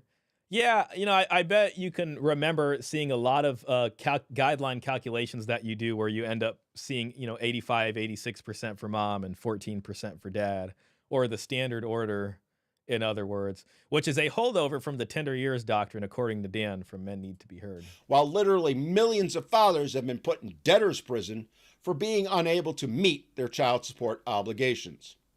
Again, I challenge you to not believe what I'm saying, but to go and ask a divorced dad if he's ever had issues with seeing his children. You'll find that if you do, almost every single one of them has dealt with it at one time or another. And Uh, Peter Wright says dad wanted to give a buzz cut to the kid that read F mom. Yeah. He sent the kid home and then like the back of the kid's head just had like a message for mom right there. go a step further. Ask any reputable divorce attorney how often mothers get sanctioned, sent to prison, or face any repercussions whatsoever for their violations of court orders. Again, you'll find it's very rare indeed that any do. To sum it up, while feminists want you to believe fathers will be granted custody if they seek it, which is partially true, they also want you to believe that fathers are being given sole or primary custody, which the facts have shown to be complete fiction. That's good. I mean, I heard that stuff like on a few of the bigger podcasts. I think maybe on whatever podcast one of the times. I can't remember, but I remember some of them saying, that if when fathers fight for custody, they get it most of the time. So it's because fathers aren't fighting for custody. But, men need to be heard. He does such a great job of explaining what that really means. And that's kind of the issue with these, like, sometimes an out of context stat, I guess if we can call it that, being thrown out. And it's just like, oh, okay. And maybe in the middle of a debate, it works because your other people you're talking to just doesn't, they're not going to know that instantly. And it sounds really good. You know what I mean? So there are some stats out there that are like that. And it's kind of taken out of context. Which leads us to our next point. What are the actual barriers that fathers face when it comes to seeking custody? And why don't they pursue it more often? All right, here goes. As I mentioned earlier, fathers face significant hurdles when seeking sole or primary custody.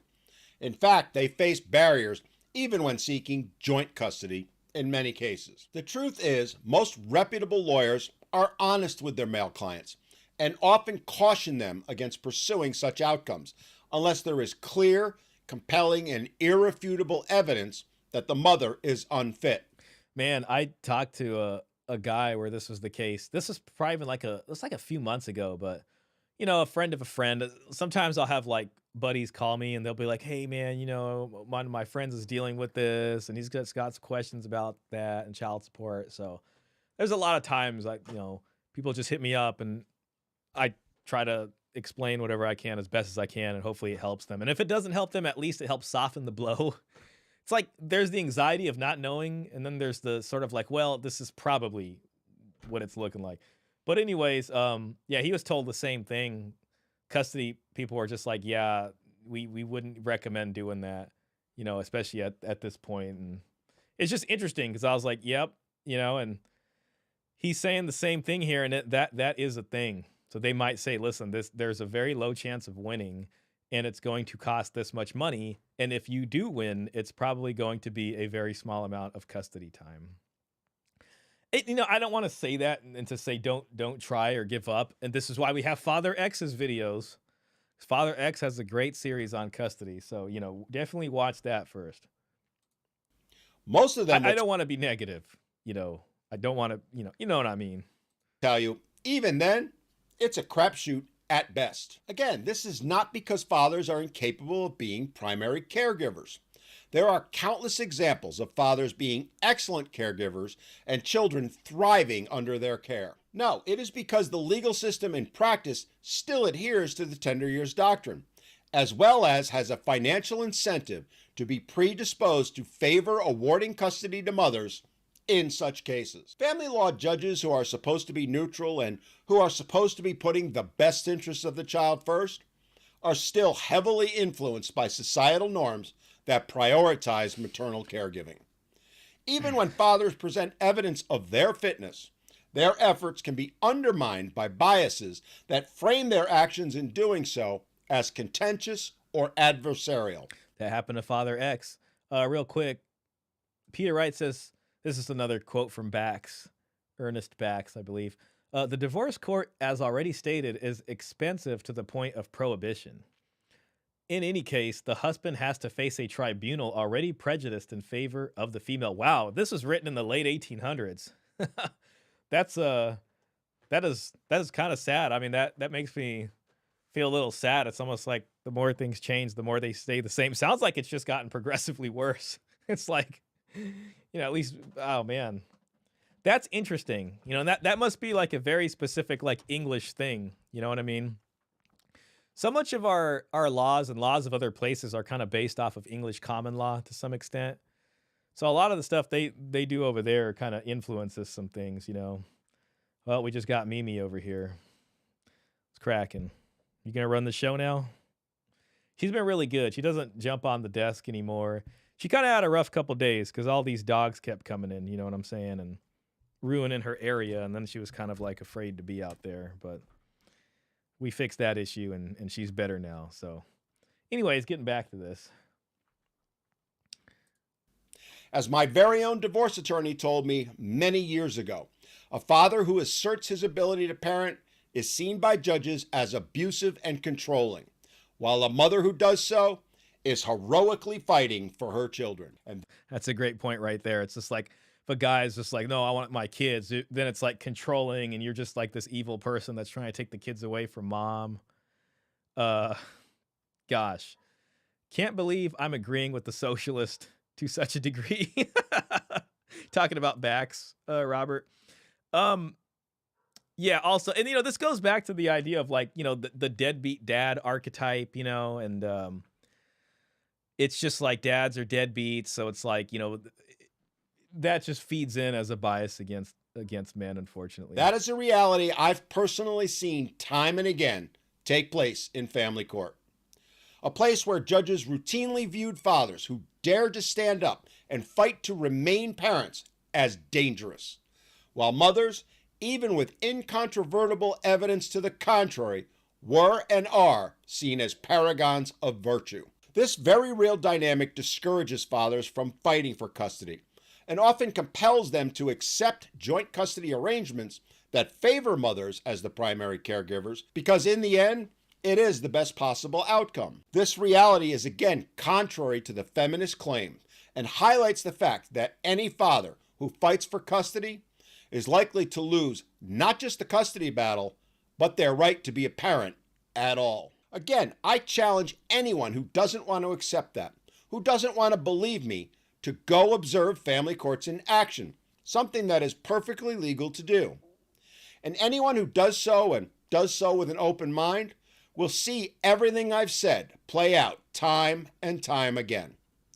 They'll see good, decent fathers be pushed to the side, have their children ripped away from them based solely on the fact that they are the father and not the mother.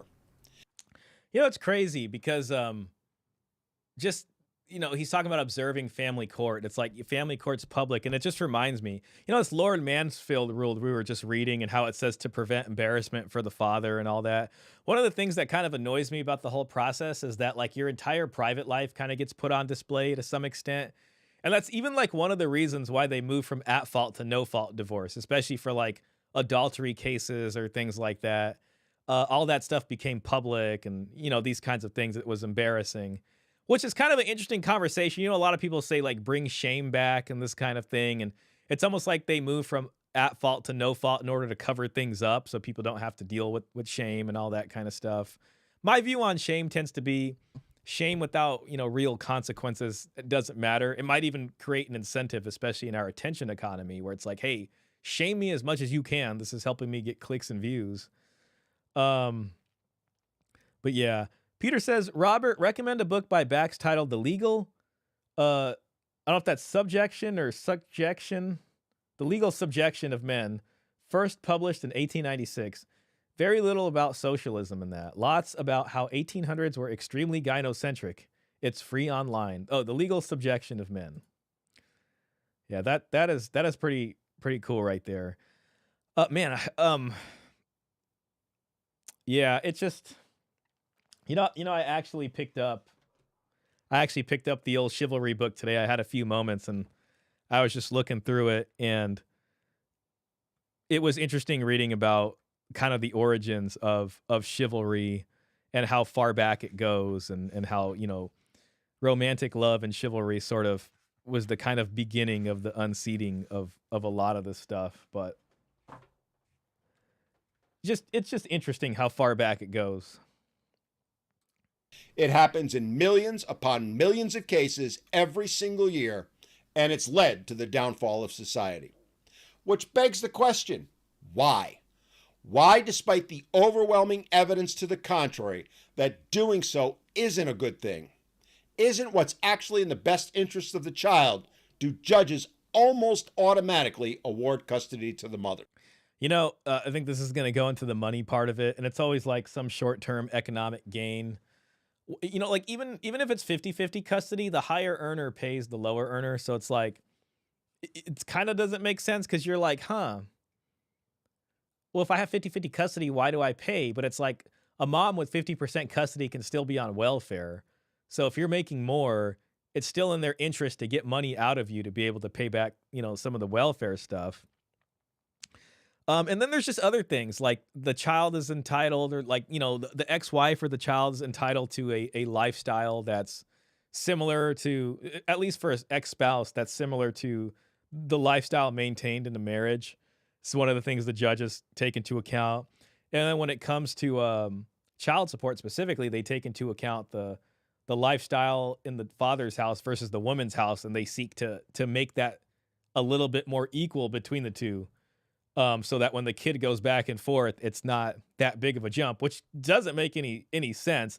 And it's like, why would they be expected to maintain a lifestyle for someone once the marriage is over? If anything, they should be their expectation should be half of the lifestyle, because it's like you're both having to support separate households now. It's like, how can a guy provide a similar lifestyle in the marriage if he's paying for now where he's got to live in a two-bedroom apartment or one bedroom or whatever, and she's still in the house? If anything, it should be half the lifestyle, especially if it's a no-fault divorce and, they're the ones who wanted to leave. I think if they wanna leave and it's on no fault, there's no evidence of wrongdoing, they shouldn't be able to leave with the provider the stuff they were getting from the provider. It's like, you want to leave, you have to give that up, and then if anything, it's like, you should have to forfeit the first claim on custody anyways if you're the one leaving, but here we are. Let's answer that question.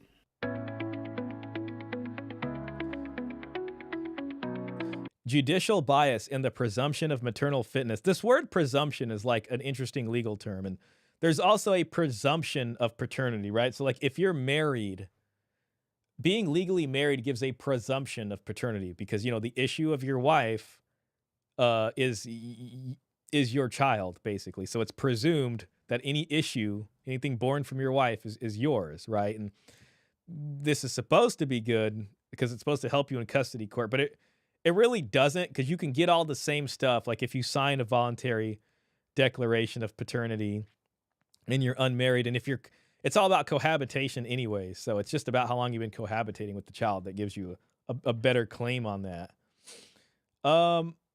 Robert says it's supposedly built into the calculation. Yeah, that's right. That's right. I think it's in that part of the family code that discusses the calculation. As I said, one of the most glaring inequities in the custody process is the presumption of maternal fitness. Courts in almost every case presume that mothers, simply because of their gender, are better suited to the caregiving role.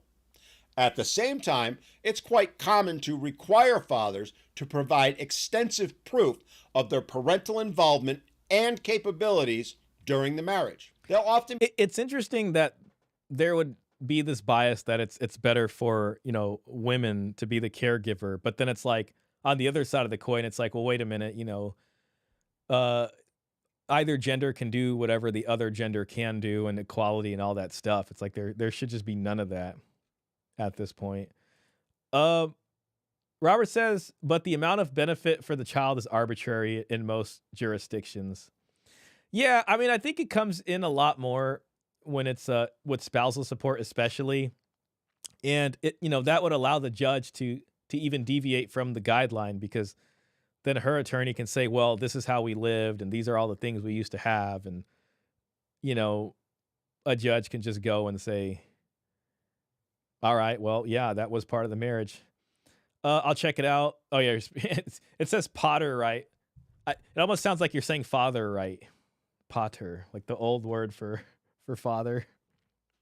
Be told that they should go take parenting classes, at their own cost, I might add, to show the judge that they're capable of taking care of children, while mothers never face any such obligation. I've actually seen cases where stay-at-home fathers were forced to go to parenting classes despite the fact they had been the one who stayed home taking care of and Wow. raising the children for years while mom worked. That's crazy. I mean, if you're the stay-at-home dad, you should be given all the, if it's going to match what this legal system is, then you should be given the first, custody rights for over the child. That's so funny. Stay-at-home dad, and you did like all the stuff for the kids, and then they send you to the parenting classes.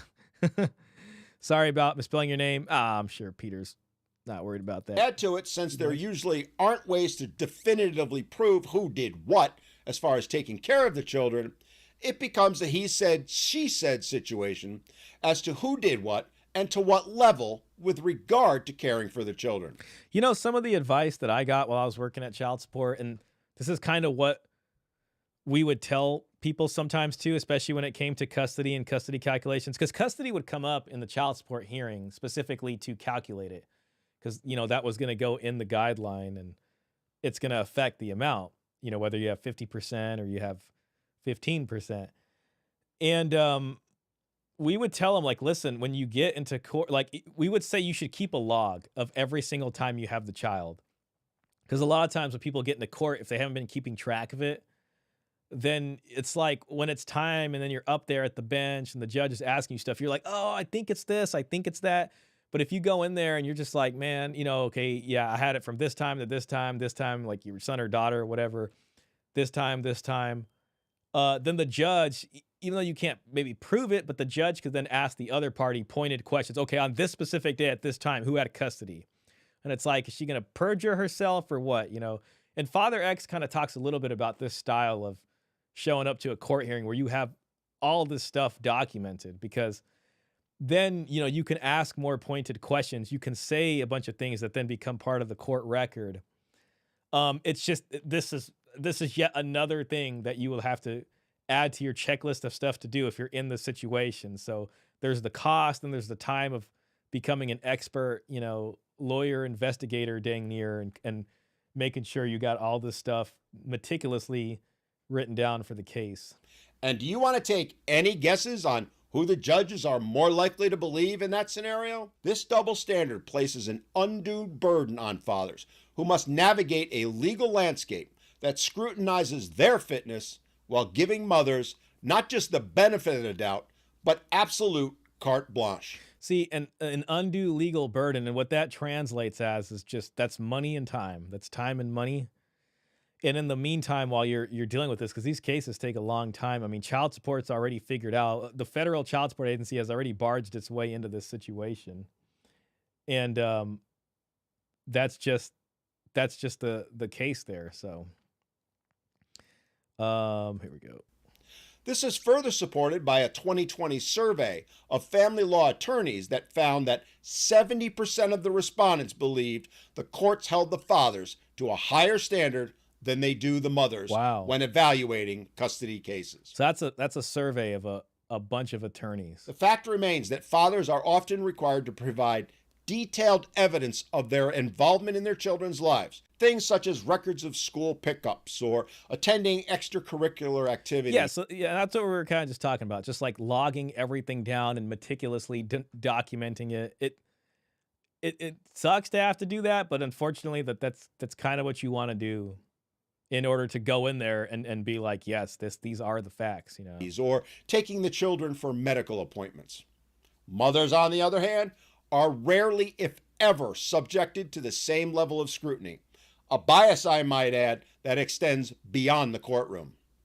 As I mentioned earlier, a father's decision to challenge custody arrangements is frequently viewed as aggressive or combative, even when his actions are motivated by a genuine desire to maintain a close relationship with his children. Contrast that with the belief that if he doesn't fight, well, then it's because he's a terrible father, one who doesn't love his children, doesn't care about them. That would be the feminist explanation there. Doesn't want anything to do with them. It's the siren song you hear from feminists and especially from single mothers over and over. There you go. Shout out to the resurgence. Oh man, let me I gotta hit that sound effect button right now, but my cat is taking over my arm here when I have to. All right, yeah, don't be upset now. Shout out to the resurgence, man. Great to see you guys. Sorry I couldn't join you guys earlier, man. Elena messaged me, and I just had a late night last night. I woke up at like 5, and I saw the message on Instagram, and I saw the show was going to be at 9. But I hope the show went well, and I'll have to go back and watch it. I'm sure it was an interesting conversation. It was about what to look for as far as signs for a long-term relationship went. But yeah, to read that, the resurgence says neo-Marxist equalitarian BS makes my blood boil. Default father, primary custody. Yeah. Yeah, I know, or at least a split 50-50 like apparently Florida is going to start to do. Kind of sounds like Klaus. Klaus, even though Klaus isn't dealing with any of this, he makes him angry too.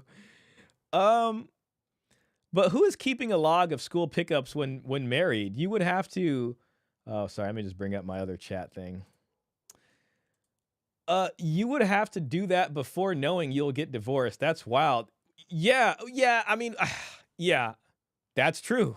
That's a freaking good point right there, Klaus.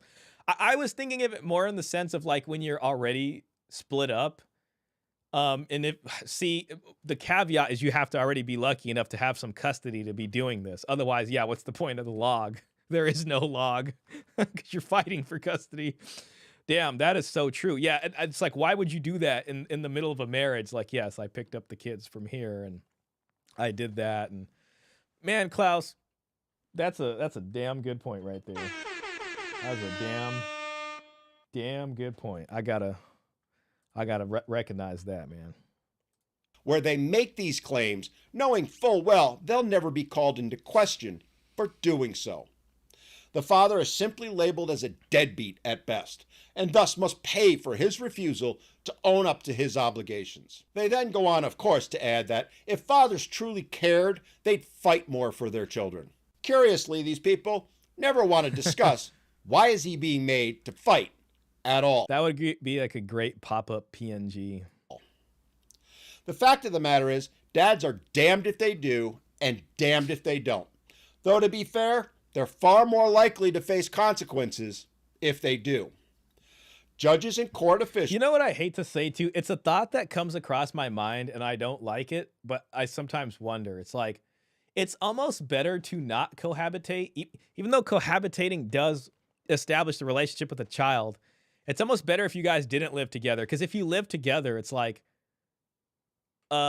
Coach Greg Adams always say the divorce is planned before the wedding, or he'll, say long before the divorce, like she'll be screenshotting, taking notes of everything. And it's like, if you're living together, there's just way more ammo that the person can have on you when it comes to court than if you're not living together.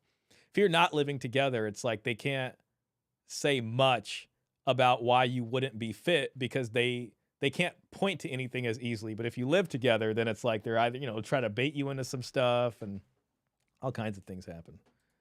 Almost always interpret custody challenges as an unwillingness to cooperate. That the dad... It sounds terrible, though. We just go back. And damned if they don't. Though to be fair, they're far more likely to face consequences if they do. Judges and court officials almost always interpret custody challenges as an unwillingness to cooperate, that the dad is unwilling or unable to co-parent, something which can and usually is then used against the fathers when making custody determinations. The sad fact is, this alone accounts for why so few fathers fight for custody. Any competent attorney will tell a father the reality of the biases against them and the uphill battle that he'll face. But what happens if they do want to fight for their rights? What happens if they do want to take care of their children? Well, my friends, that's when another reality kicks in. The cost to doing so. Yeah, that was the big one. You know what I mean? And we've talked about that before, the cost. That was especially apparent in the Father X video. Yo, Will, hey man, welcome in, bro. Good to see you. Hope you had a fantastic new year and hope you're enjoying your weekend. Love the jacket. Thanks, man. You know, I got these from Costco. I got this one like 3 years ago, actually like 4 years ago. And I swear it's like $20 for one of these. And what's amazing is this year they came out with the new version of these and I bought another 2 of them. $20. $20 in 2024. 2025. They're still over there. And they're like super warm. They're just perfect for the wintertime. But yeah, thank you, man. The terrible price to be paid emotionally, mentally, physically is high, but the cost to do so financially often bankrupts fathers and cripples them for years. And then it's like, if that happens and then you can't keep up with child support payments, you can't keep up with alimony, then it's like you're going to be held in contempt of court. Then God forbid they throw you in jail because of that. And then you can forget about your custody case. And then, interest is building up on these things. And a lot of states have interest on child support and spousal support. It could just get hairy real fast. That's what happened to, I think his name was Ben Hart. He was on Pearl's show and he had that, he did an extensive video about that. I think we reacted to that. Decades to come. And by the way, I mean, the part we're all also need to take into account is like, this is the family's nest egg being juiced right here. The little kids' college funds, you can forget about that, and just the extracurriculars that the kids might otherwise be able to do. I want to say the word dowry. You can kind of say parents paying for their kids' college education is a quasi dowry. Not everybody does that. As evidenced by the large amount of student loan debt we have out here. But yeah, money that would otherwise be used to help the kids get set up and life better, unfortunately gets lost to attorneys and this kind of thing. And it's just bad news all around. You know what I mean? And that really is the saddest part. The kids really lose out in the end.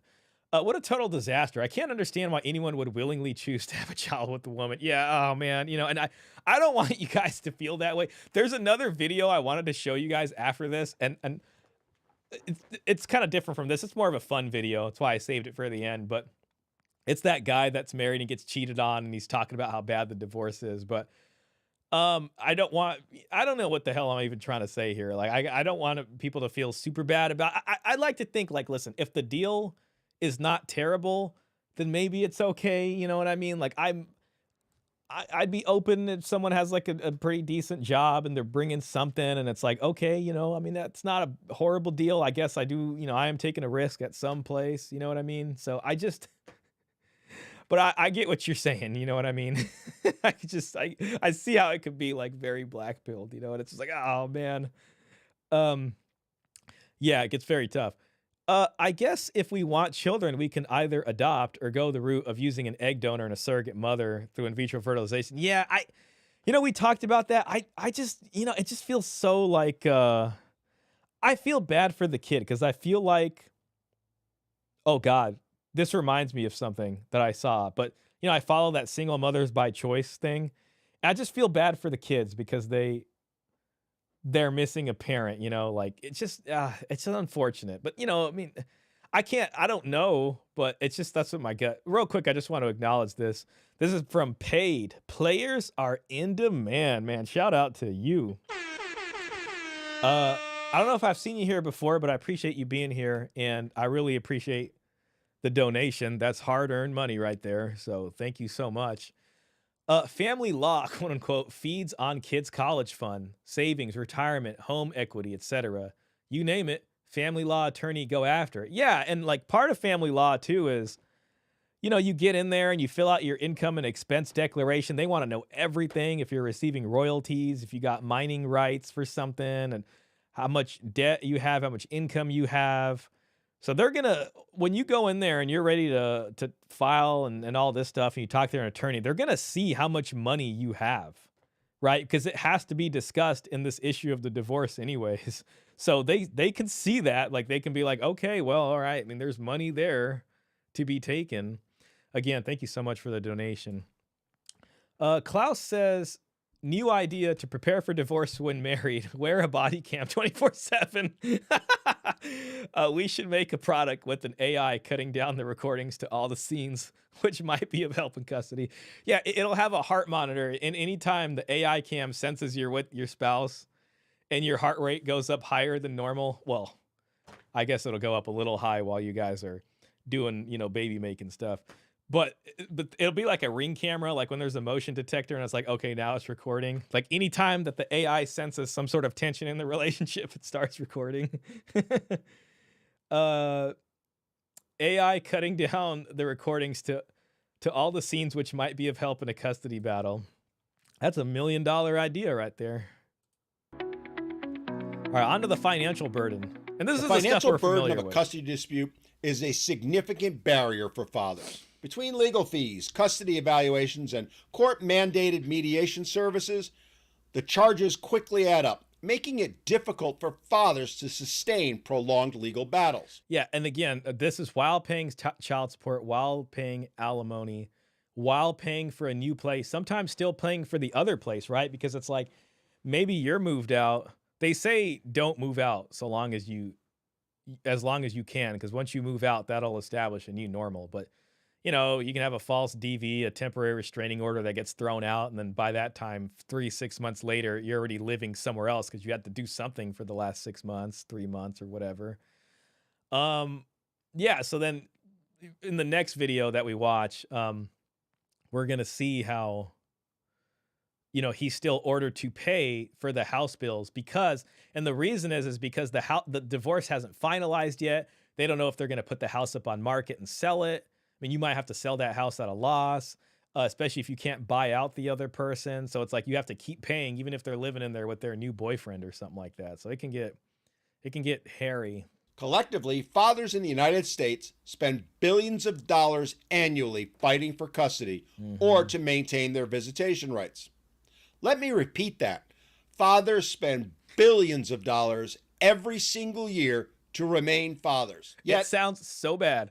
Like it really does sound terrible when you think about that. It's like you're a father in this country and you have to literally like spend so much money in order to see your child, especially in a no-fault divorce situation or whatever it is. It's just like, fathers' rights really need to be looked at. The belief of society, politicians, and the legal system is that fathers don't care about their children and are walking away from them in droves. Make it make sense.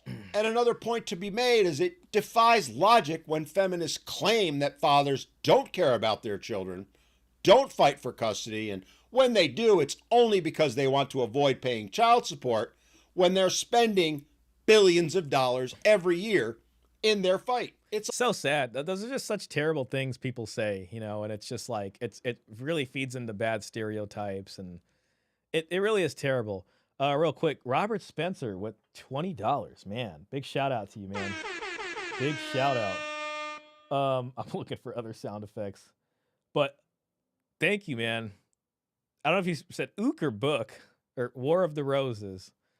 I'm not sure exactly. I mean, I think about the War of the Roses. I think that's was that an old French and English war right there? Let me make sure double check that. My history is a bit hazy right now. That's not the same as the 100 Years' War, right? War of the Roses. Sounds really interesting, though. A series of civil wars fought in England. Okay, so it's civil wars within England. Between 1455 and 1487 over the English throne. That is a very poetic name for a war there. But yes, very much so. It's War of the Roses. A civil war, I think, is a good analogy for this. And all this money is just getting wasted. And it's crazy, too. Like, I've seen orders where it's like you have to pay for... The provider has to pay for the ex-spouse's attorney's fees. And I've seen some high attorney's fees. And it's like, when both attorneys see your income and expense declaration, like they just know, okay, they have a bunch of money, so I can charge this much. And we'll get our attorney's fees paid as part of the court order. So the judge is going to order that, they pay, the other party's attorneys depending, so that happens sometimes. LL, it's a movie where the man doesn't leave during a divorce and they both wind up dead. Wow.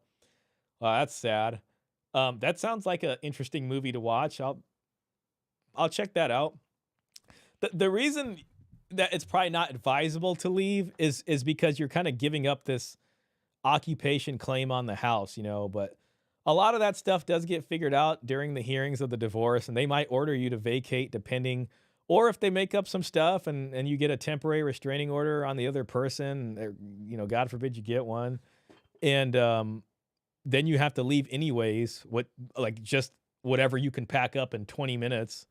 And then that's your situation. It's just, that happens to a lot of people. A lie that feminism has long perpetuated.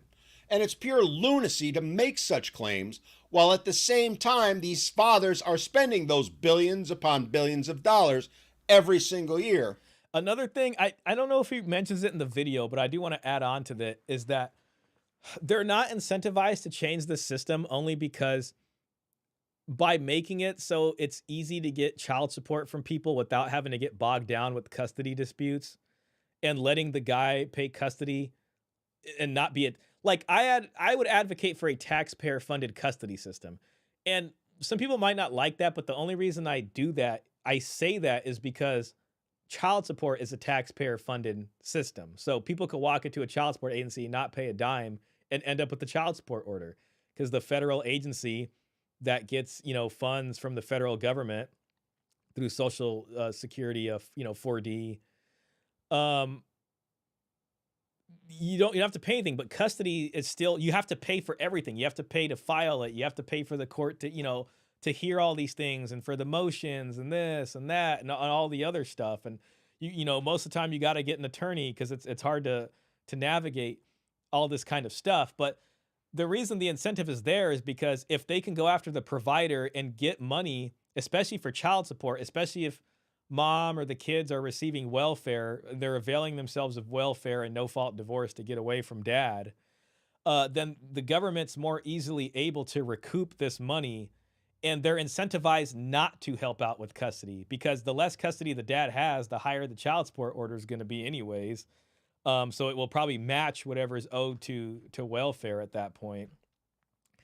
So there is that aspect of it's not just about even dads not being able to afford it. It's that systemically the system doesn't want to have to spend more money on making things right by creating some sort of custody system that doesn't take money from people. Instead, it's funded by taxpayers to make it free for fathers to fight for custody. If you can't do custody off the bat like that, at least make it so fathers don't have to spend extra money to get the court to hear about the custody stuff. I think if we really cared about fathers out here, we would try to make a system like that. But again, that's going to take away that's going to mean the government has to spend more money, and that's going to take away money on money that the courts would otherwise make from people filing documents and getting hearings and all this and going to trial if they have to. That's all money that the court then doesn't get because, you paying the court to do stuff is money that's going to the government because that the court system is the government there. So, that's one aspect he didn't mention, but I think that fits in with the financial part, very well. Real quick, Robert says The War of the Roses is a 1989 black comedy film directed by Danny DeVito. That sounds interesting. It's a comedy film featuring Michael Douglas and Kathleen Turner as Oliver and Barbara Rose, a married couple whose relationship deteriorates. I got it. So it's more of a humorous kind of thing. Completely agree. If abortion, then legal non-parentage for men. If child support department, then custody department. Yeah, that's the one thing. And I can see how conservatives might be we don't want bigger government. Yeah, I get it. But the government's so big and bloated. Can we at least have an equally bloated government on both sides? So it's listen, if we got it doing it on this side, then it's only right to help people with custody because we're barging into their lives for child support anyways, and but the reason they're not doing that is because we haven't made a big enough of a stink to get them to hear this. Daily Wire isn't helping for some reason. And it's like the federal government could do this because child support is a federal program, right? So they have compelled the states. Congress can't say a state has to have when it comes to child support, technically any state doesn't have to have the federal child support system. But if they say no, we don't want to do it the way you want us to, they will say, well, then you're not going to get welfare funds for your welfare program. So the carrot and stick approach here is that you do child support the way we want you to. Otherwise, we're going to threaten you with the higher rate of orphans and homeless, single moms and kids, basically, I guess. And it's almost like if that threat was kind of there, I could almost imagine that women would be like, all right, let me think twice before I divorce. And well, it's probably better if they do divorce, it's probably better if dad at least has custody because, it's just a better privilege, not even a privilege, but it's just like, it's better for the kids, right? Because they'll be able to avail themselves of that. Instead, it's like, here's this welfare system, here's no fault divorce, here's matching funds. And then so what happens is with each individual state, their legal codes become more uniform because the federal government is essentially saying, listen, we will give you money that you can use for welfare to keep people off the streets or whatever, but you gotta adopt this child support program. You gotta adopt this way of handling paternity and all these kinds of things. So yes, you can have Congress come together. You can have a president come and basically fight for some sort of national custody rights for fathers that they then tack on to welfare and say, listen, if you guys want the welfare funds, you also have to incorporate these custody provisions or codes into your overall state family law code. And that's how it would happen. I sometimes hear people say, well, the president doesn't have any power. That's a federal thing. And marriage is mostly state. But it's like, no, the states take federal money and then they orient their state policies to match what the federal government wants. So that's a very important thing there. Fighting to remain dads. As I said, the prevailing belief that fathers have shoved down their throats by moms, the courts, and society is that if they truly wanted to be fathers, then they'd fight harder. And it's really this sound effect. Oh, won't somebody please think of the children? It's just like playing on emotions, just being the victim. Like, oh, the best interest of the kids, the father's a deadbeat. Like, we think about the kids. Let's get this passed through. And that's really how a lot of this stuff did get passed through. It's just like this sort of, Oh, won't somebody please think of the children? And it's almost just not like, it's just unfortunate. Robert says Title 4D, Section 666. Let me just pull it up just to see exactly what that says. It sounds so ominous, Robert. Oh yeah, those are the performance measures. Gosh, that sounds so bad. Let me see if I can pull up the thing. I'll just use the AI thing for now. Title 4D Section 666 refers to a federal statute within the Social Security Act that outlines requirements for states to establish procedures aimed at improving the effectiveness of child support enforcement. Yes, thank you, Robert. Gosh, I didn't remember that was 666. I didn't remember that. And thank you for pointing that out. I mean, I'm not trying to sound conspiratorial here. It's not like there's some sort of small group of very powerful lizard people or something that play with symbology in order to keep us all locked into whatever, existence they want us to be and keep us from waking up and making things right. But I'm just saying, that's funny. So I'll just start over. Title 4D, Section 666 refers to the federal statute within the Social Security Act that outlines requirements for states to establish procedures aimed at improving the effectiveness of child support enforcement, including provisions for income withholding, so that's so they can just take money out of your check, asset seizure, this is them doing bank levies, and all that kind of stuff, and data matching to collect past due child support payments from non-custodial parents. Essentially, it mandates specific methods states must use to collect child support. Now, again, a state can refuse this, but if they refuse it, then the federal government comes and says, okay, well, you're not getting the matching funds for the welfare. So have fun dealing with that, you know? And then the states are like, okay, we'll adopt those. And then, you know, they pretty much sell it with this. Oh, won't somebody please think of the children? And then, you know, they pass the codes, and then you might have some fathers' rights advocacy groups out there, and, you know, they'll try to say something. And unfortunately, they're just not loud enough. They're not powerful enough. I mean, we need some kind of lobby, you know, when it comes to like fathers' rights advocacy and just other, even, I guess, you know, men's rights in general, that can lobby and fight. Unfortunately, it's a money thing, you know, and it's like if we had enough money on this side to match that side's money, and then maybe we can have some clout and some pull here. It's just hard to do that if you're a guy when you're already paying child support, alimony, you lost half your stuff, you're trying to fight for custody. Where's the extra money going to come from for the fathers' rights advocacy groups, you know? And then it's just like, well, and then, you know, it could, I still think it could happen, but it's tough, you know what I mean? So, you know, key points about Title 4D, Section 666. Focus on child support collection. The primary purpose of this section is to ensure states have robust mechanisms in place to collect child support owed by non-custodial parents, including back payments, required procedures.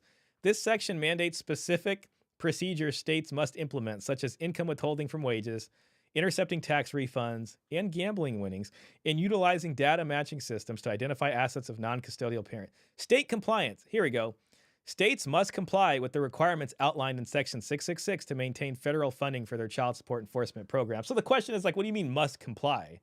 Well, legally, they don't have to. Like states are you know, constitutional protections there. But if they don't comply, there's different things. Like they'll be like, we won't take away the matching funds. Like if you don't perform as, like you're complying, but your performance isn't that good, they'll say, well, you're going to not get as much this year as you did last year. So states have this huge incentive to comply and be very harsh about it too. I mean, I hate to use that word, in order to get a bigger budget next year, you know. Exemption possibility. While states are generally required to follow Section 666 guidelines, they can request an exemption from the Secretary if they can demonstrate that implementing certain procedures would not enhance the effectiveness of their child support enforcement program. Be interesting to see examples of that. I do want to point out, nowhere in all that did you hear a single word about custody, right? It's all about child support, and it's all about being able to do wage assignments and do wage garnishments and levy people's bank accounts and intercept tax refunds. There's not a single word in there about helping out with custody. I just want to point that out. Not a single word about children growing up with their fathers and having better outcomes. It's just like, well, it's just straight to the money. So just to point that out. Klaus says 666 is the right number for that. Yeah, but I just want to feature Robert again. Title 4D, Section 666. I feel like if enough people see that, that's something that would like travel around the manosphere. Like, oh my God, Section 666. It would be like a thumbnail grabber or something. Very conspiratorial, though unfortunately not a conspiracy and very much true. And again, I say, why are they being made to fight at all? Well, my friends, the answer to that is quite simple. Because it makes the lawyers a lot of money. A lot of money. The lawyers a lot of money, and the federal government, you know, recoups a lot of the funds too. So it's everybody has an incentive not to change things, I guess is what I'm trying to say. A monetary one. And this sentiment ignores the immense financial and emotional toll a custody battle has, and shifts the blame completely onto the fathers for systemic inequalities. The truth that no one wants to admit is that a typical custody battle will cost tens, if not hundreds of thousands of dollars, and take months, if not years, to be adjudicated. Very true. I mean, that's definitely true in Father X's case. You know, he ended up spending, oh God, I think it was around like 200,000, and his took, it was like it was about 4 years, somewhere around there for him. So, you know, and there's just a lot of like, then their attorney says this, or they want to continue the hearing, or this time, next time, or this and that, and you know what I mean? And I don't know, the judge just didn't have a good lunch, and unfortunately you got put in the calendar after lunch, and the lunch place made the sandwich wrong, so the judge is pissed. And I don't know. I'm sure some of that happens too. There's a human aspect of this. Yes, the sovereign citizens have had a field day with that one, as you can imagine. I remember the sovereign citizens, Robert. Every now and then a sovereign citizen would come in and be like, you can't charge me child support. And it wouldn't even be just in the agency, like they'd be in court doing that. And it was always like an interesting day when the sovereign citizen would come in. I'm sure, Robert, you have some funny stories about sovereign citizens. Sovereign citizens are so funny. You remember when YouTube was new and like sovereign citizen stuff was like a thing, like back in like 2011 or 12, and like sovereign citizens, and it was just like this interesting thing. I remember seeing like some of the YouTube videos about that back in the day. And then like it just, I don't know. I don't think the sovereign citizens got it exactly figured out. And almost all of that burden will be placed on the father. And where does that money go? Well, my friends, it goes straight from the family's bank accounts into the lawyers. Yep. Yeah, and very much true. The one part I would add on, and I think he's even probably talked about it as much in other videos, is the welfare matching funds and where the federal government comes into this. And really the whole abomination, and this is what I was very happy that Coach Greg Adams, when he reacted to my discussion with Pearl, was able to pick up on, was this abomination of a system we have because private family law has been sort of subsumed by public family law. And this welfare money and this pressure from the federal government really causes all the states to change their private family law codes in a way that complies under the umbrella of public family law. So what you end up with is a system essentially made for, I don't want to say poor people, but made for people that are not as well established as like middle class folks, right? Like as far as like upstanding middle class citizens, you have a system that's supposed to be meant for like the folks that weren't doing as well and maybe even making some bad decisions, if you know what I mean. Instead, what they do is they make this system for them, and then they expand the system and do all the same messed up things to the middle class, and then it just destroys the middle class anyways. And that's why it's just like really bad. This is where Christianity Unplugged's talking about economic issues, because this all feeds into that, unfortunately. The resurgent says, no worries, always take care of yourself. We'll figure something out. And thank you for bringing this topic up. Oh, no worries at all. Yeah, no worries at all. I saw this video and I had to react to it. I had another video planned for today, and then I was like, I'm a little tired, but the other video is like 2 hours long, so I was just gonna save that. But I was like, I saw this video on the second day after it was posted, and I was just like, I have to share this. He just did such a good job breaking it down, so I hope folks are getting something out of this, But big shout out to Dan from Men Need to Be Heard. That is a channel to subscribe to, like that. He's putting out real information.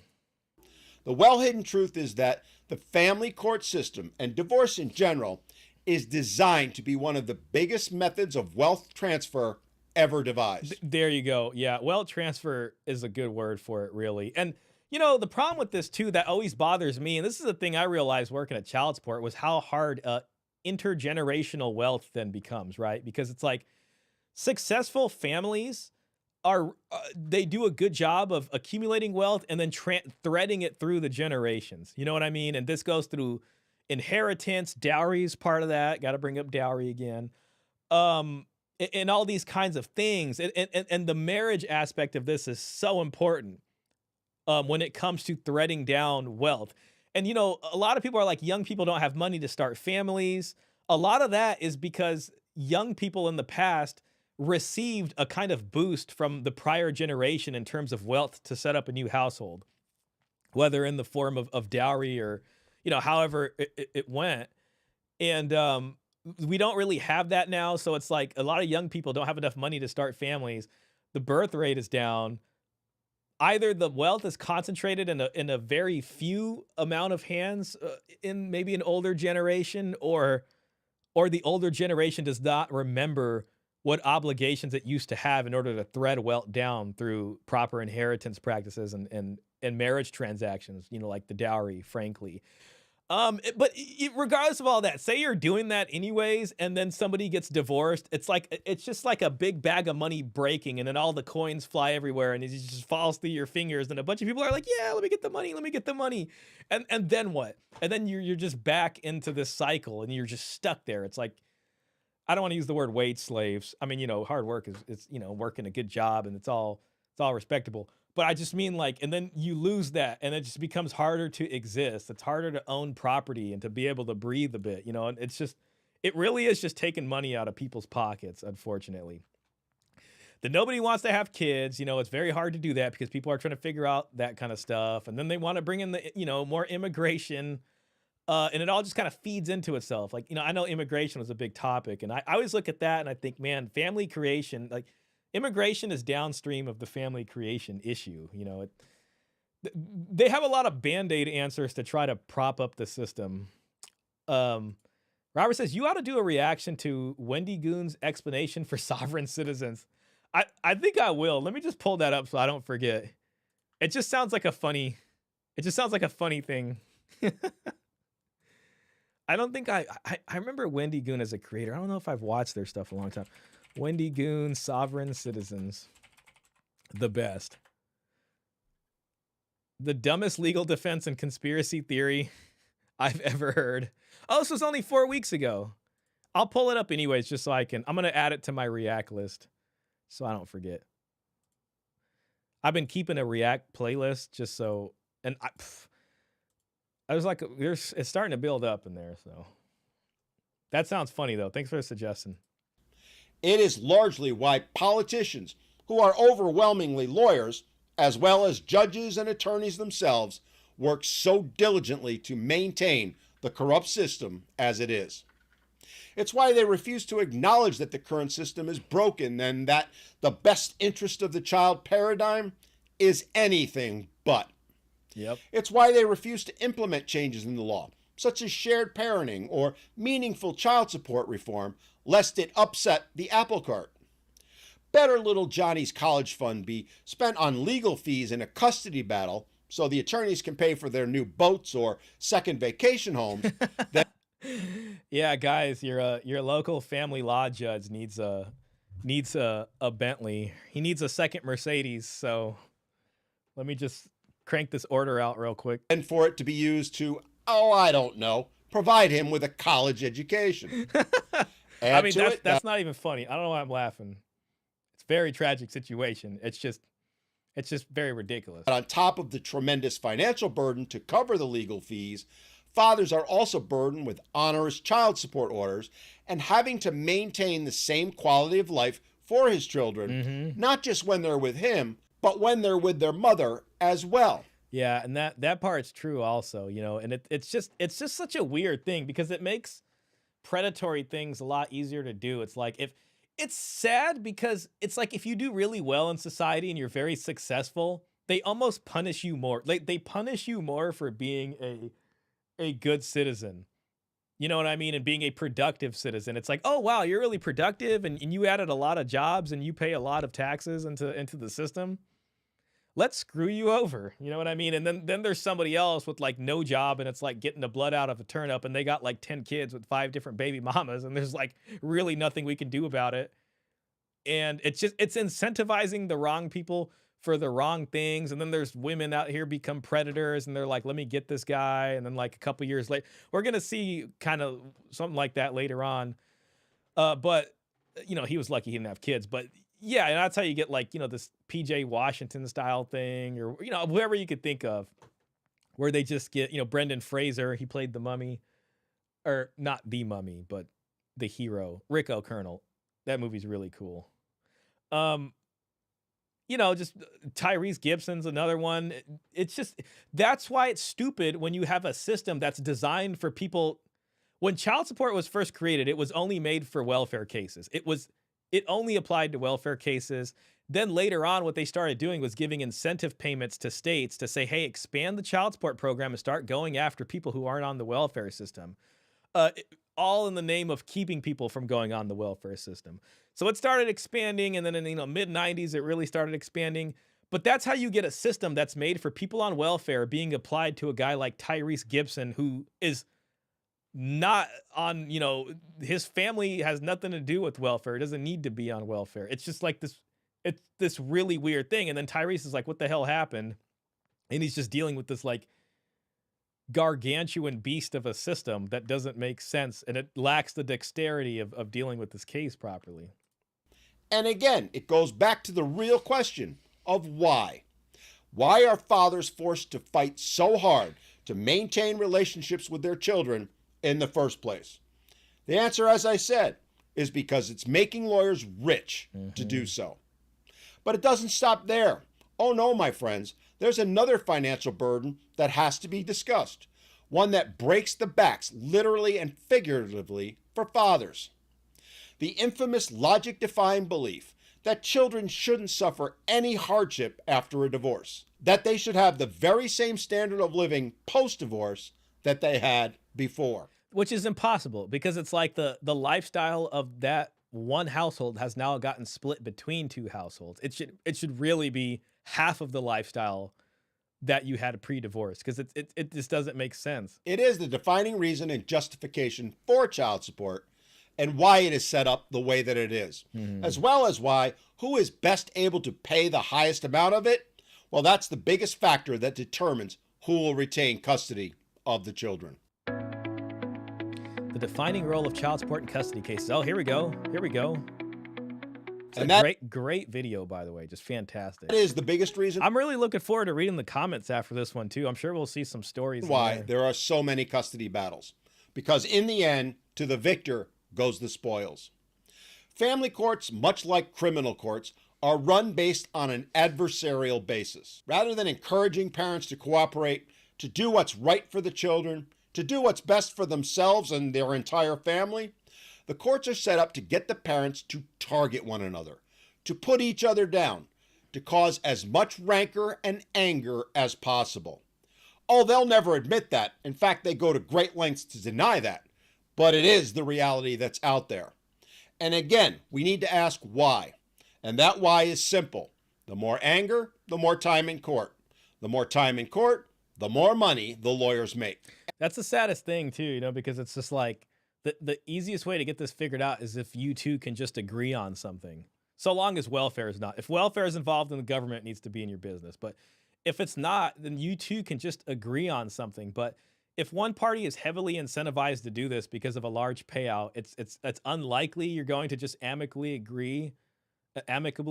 Unfortunately, there are still some people out there that I'd say are good people, and they will try to work with the other party. Very rare. I have seen stuff like that.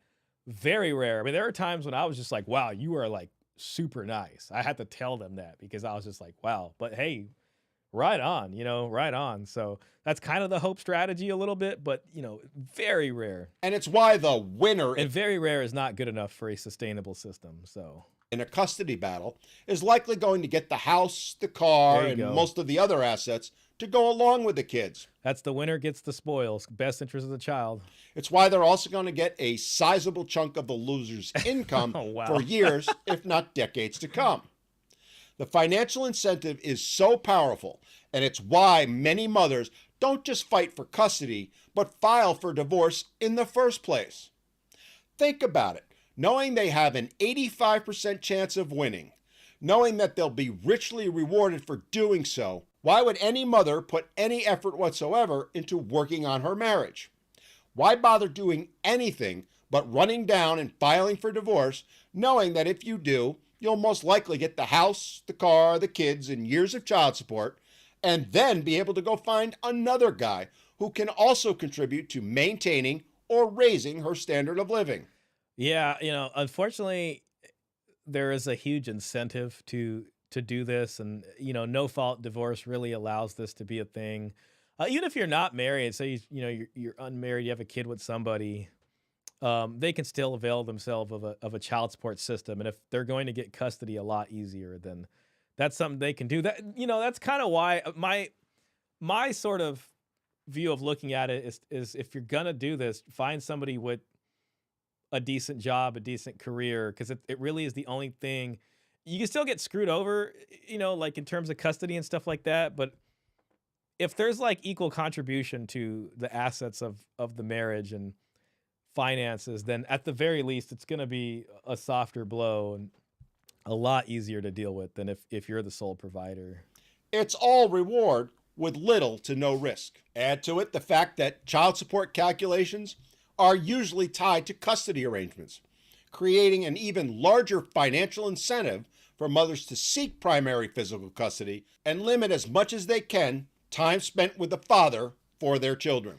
Yeah, and that's kind of where like false accusations come in, especially with like a temporary restraining order, because they can just issue a temporary restraining order based off of allegations in order to try to keep a person safe, and then the court process takes a while, and then they'll either drop the order or not. But in between that time, you can already run over to the child support office with your TRO, your temporary restraining order, and be like, I need a case now, and then we'll start working on the case as fast as possible.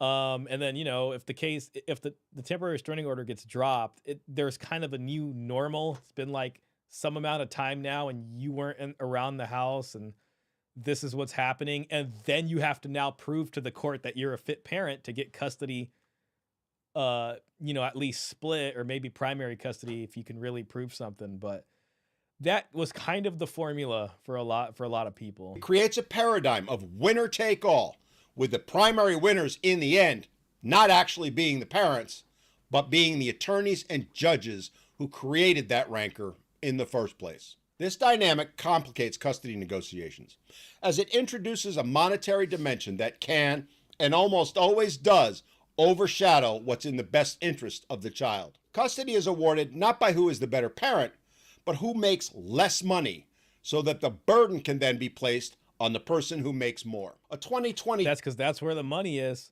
Oh, real quick. Let me just acknowledge this. Yo, Caesar Quintana. Big shout out to you, man. Hope you're doing well. I hope you had a great new year and everything's chilling. A problem I've seen is that many guys have a hard time saying anything negative against the mother in court. That's an interesting aspect also. You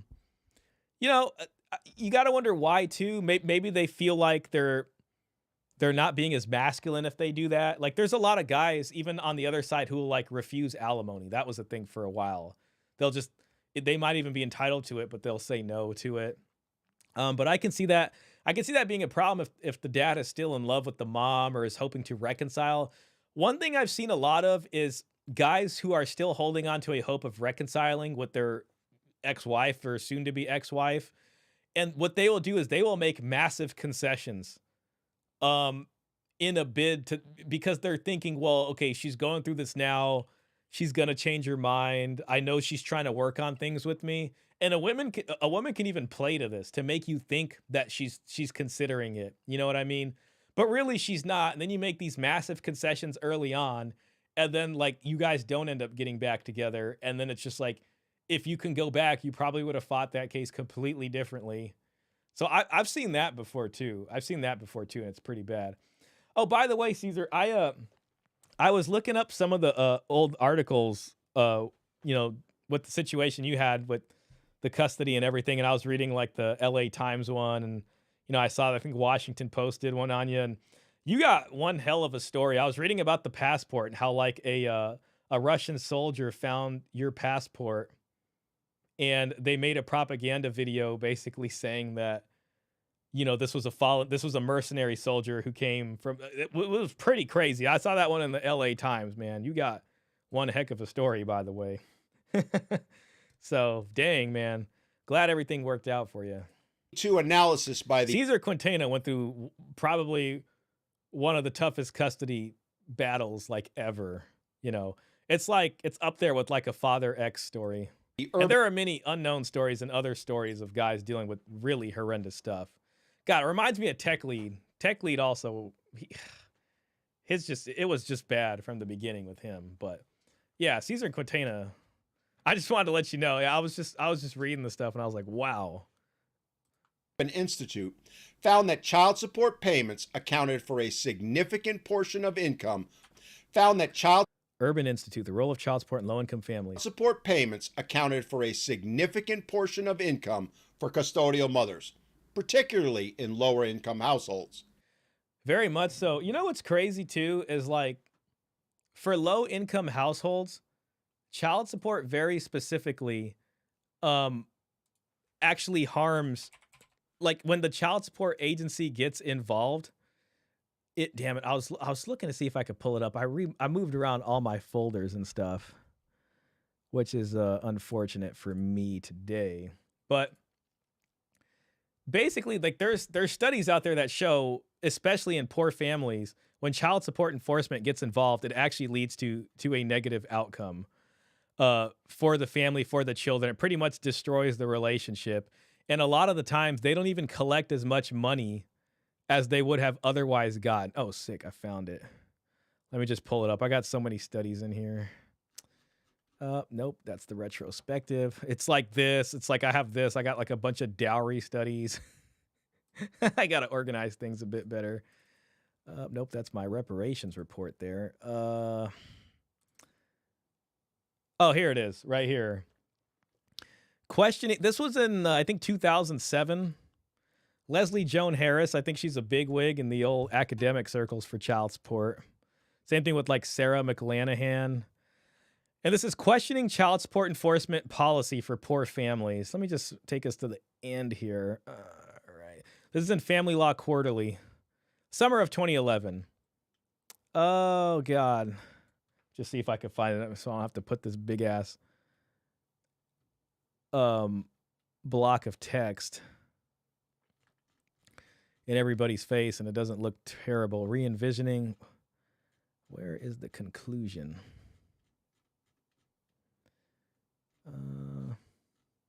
Oh, real quick. Caesar Quintana says, yeah, because of that propaganda video, I got honorary call sign from the Ukrainian army. Wow.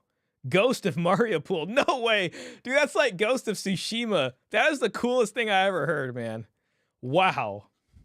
That's freaking awesome right there. So if I have the right of it, basically a Russian soldier somehow found your passport. And they pretended you were a mercenary soldier, and they were like, see, we took this off a guy that, you know, a soldier we took out here.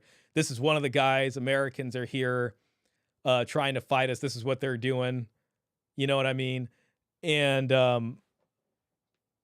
you know, it wasn't true, obviously. And you're like, then you saw it and you're like, that's my passport. I saw it in the news report or whatever. And you're like, I'm over here. I'm in the US. I'm not even over there right now. That's really cool, though. The Ghost of Mariupol. Wow.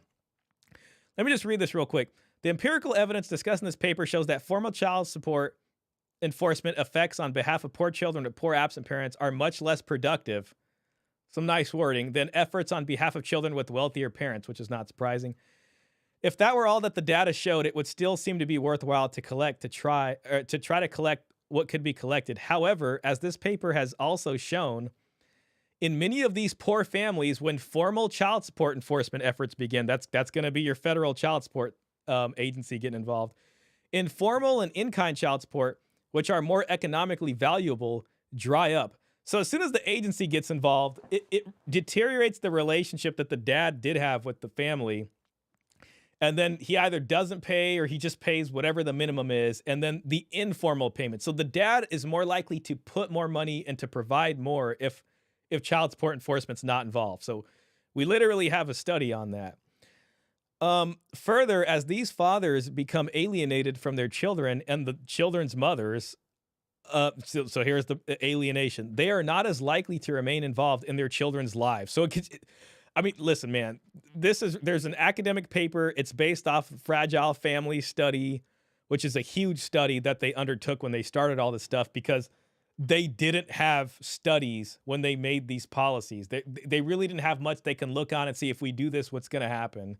So they started data collecting around this time. Where am I at here? Okay. In short, routine application of the standard approach to child support enforcement to poor families is at best ineffective at reducing childhood poverty and at worst harmful to the children in both economic and social terms. So, I mean, it really doesn't get this clearer, you know, and then they give some suggestions of maybe what we can do differently. I'll read that just because I'm here. Perhaps the most important finding from the Fragile Family Study is how many poor unmarried couples are committed to each other and to trying to raise their child together at birth. They are families, but the term fragile is apt, for many do not manage to stay together. A year after birth, 48% of the fathers in the study were living away from their child. 56% were at 3 years and 63% were at 5 years. So if you're having a child out of wedlock, there's a over 50% chance that by 5 years, you guys are going to be split up. That also reminds me of something else sad that I heard today that's unrelated. You know how that dog that lived by my neighbor's house passed away, and I was really sad about that? I was talking to the lady because 6 of their dogs got into my yard today, and I was handing the dogs back. And I was like, hey, I was asking about her husband, who was the guy whose phone number I had, and I tried calling him, but the number didn't work because I was going to be like, hey, a bunch of your dogs are back here. And he didn't answer, and I was like, yeah, is he still here? And he's like, no, we split up. Like, I was like, oh, wow. So, and another story of divorce, unfortunately, there. More than any other goal, laws and policy should seek to help these young parents develop good relationships with each other that will help them stay together when that is the best course of action. And if they split up, help them continue to work together for the sake of the children. This was written in 2011. And let me tell you, it's 2024 now, and nobody did anything like this. You know what I mean? So it's like, so far, there are some changes coming down in California. I'll talk about those late. I think I'll do either a standalone for that, or I'll talk about some stuff. But for the most part, it's just still pretty bad. The voluntary acknowledgement of paternity is an example of a legal reform that promotes this goal. Even though that was probably not the original purpose of this reform, originally promoted as an easy way of establishing paternity as a precursor to obtaining child support by playing on the good feelings surrounded by birth. God, that sounds really bad now. Basically, they knew that when out of wedlock children were born, more than likely at the time of the birth, the parents were still together. So what they did is they created this form called the voluntary acknowledgement of paternity. And if they can get to them at the hospital, they offer this to you at the hospital. And if they can get the guy to sign, it was good because the state can say, okay, this is the dad. And then 5 years later, 63% chance of being split up. When it came time to get child support, they would say, we already have paternity. We already have legally established paternity because dad signed this form in the hospital. And then they would go after him for child support. Now, if, that's 5 years later, if you then find out you're not the dad, too bad, you signed the document. So that was their purpose, playing on the good feelings surrounding birth. Voluntary acknowledgments have become a way that married parents mark their feelings of commitment and family membership. Their use and legal security should be preserved and strengthened. Another initiative with promise is responsible fatherhood programs. Responsible fatherhood programs. That kind of sounds like that. Won't somebody please think of the children? Which emphasize fathers' involvement in their children's lives, along with and improving their ability to earn money to support their children. Federal child support money for these programs can be used for promoting fatherhood, such as counseling, mentoring, marriage education, enhancing relationship skills, parenting, and activities to foster economic stability. So this is the parenting classes and things like that. What they should do is use that federal money and support fathers fighting for custody. They should say, here is our beautiful federal custody program. And what that would do is that would take away money from the private family law attorneys, and then there would be a taxpayer-funded system for custody. That would actually help out with responsible fatherhood and making sure fathers are involved in their children's lives. Instead, it's like, no, you have to spend out of pocket while you're paying child support. I'll just read the last paragraph, then we'll go back. On the other hand, some current policies drive wedges between fathers and mothers and the children, particularly mandatory enforcement of cash support orders in all cases, including those in which fathers are doing as much as they can and will be forced away from their children if they are pursued for more money. This is the heavy-handed child support. You finally get a new job. You're finally able to pay the regular child support order, comfortably. And then bam, child support hits you up again. They're like, we're modifying the order now. For these children, it would be far better to revive an idea that gained attention before the 1996 welfare reforms, a publicly funded child support assurance program. So this was, I think this was by, I can't remember the guy's name. I think it was the Sugarman proposal. And there was another guy. I don't think it was Garfinkel. I can't remember who the other guy was. Along European lines, which is the only universal solution to childhood poverty. This is why I say we're kind of sliding towards socialism, whether we like it or not, because the more families can't work together and the more this happens anyways, there'll eventually just be a big ass bachelor tax on all of us, all the MGTOW, all of us out here who are avoiding this. They're going to be like, damn, how do we get money out of them? Oh, I know. Expand this program to a more socialist type thing to do that. In other Western countries, as in the US, single parents have difficulty supporting their children on their salaries alone, but their rates of child poverty are much lower because they use government subsidies to support children. So this is like a sort of, if you don't got it, you can get, it's kind of like a welfare, but it's like a separate child support thing you would probably get. Proposals for an American version of such a program would guarantee all children a minimally adequate level of support. Higher welfare provides, regardless of their parents' financial status or willingness to comply with child support orders. So back then when they suggested this, what they wanted to do is they wanted to create another Social Security tax. And you would be taxed a little bit more in your check, but it would serve as an insurance program. They're calling it an assurance program here, in which if you guys did get split up, there is a fund kind of like it's like an expanded Social Security pool that would be used to pay child support payments, essentially, to help out with childhood poverty. But, both Republicans and Democrats back then were like, hell to the nah. We got to go after the deadbeat dads. So that's what ended up happening.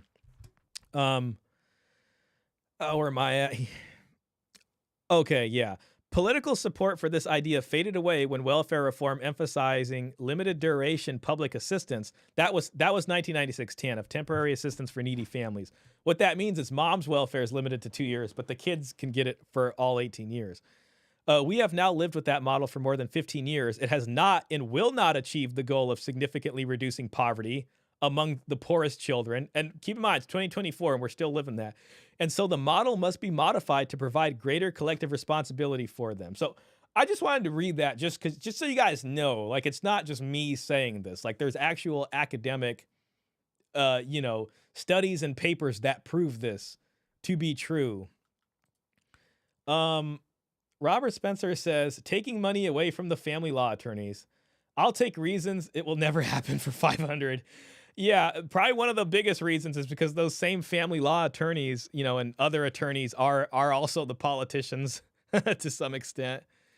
That I know what you're saying, Robert. I know what you're saying, man. If private insurance won't pay for it, it's not worth insuring. That's interesting.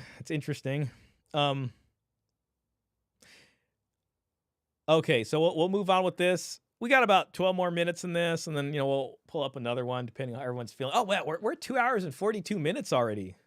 Dang. This reliance on child support can incentivize mothers to not just fight for sole or primary custody, but to do everything they can to make it as difficult as possible for the father to even see the children, let alone get any kind of custody with them.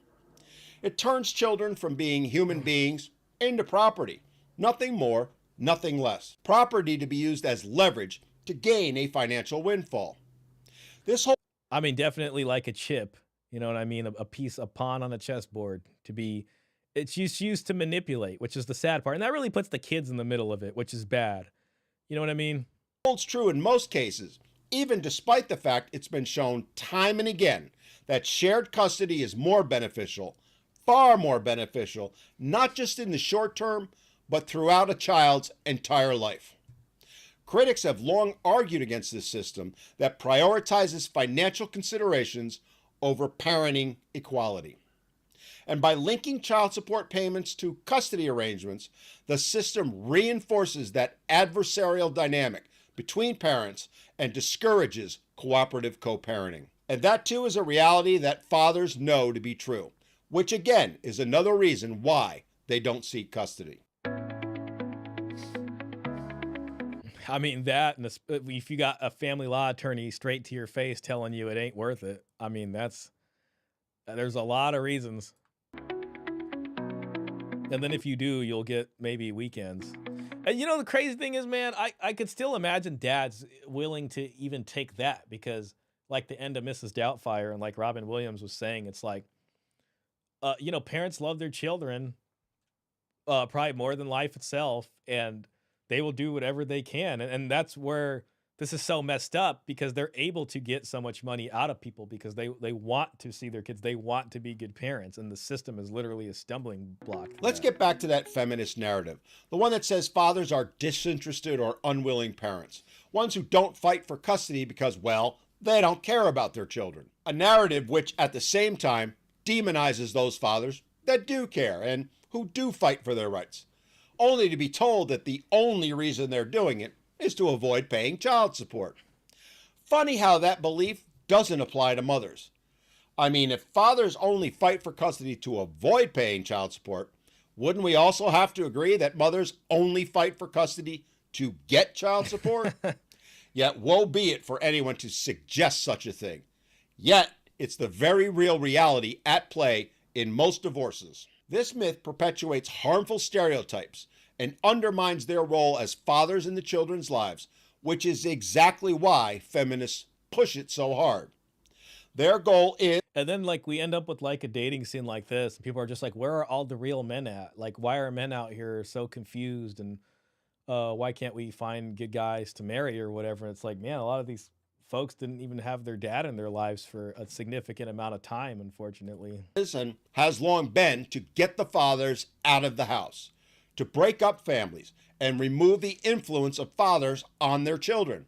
And then it's like, the kids who did have their dads in their lives, and if they witnessed what happened to their dad and they finally do get their dad's side of it, or maybe they just saw it happen in front of them, then they're just less likely to want to, take the same risk and have kids and all that stuff. It really is just kind of bad in a lot of ways.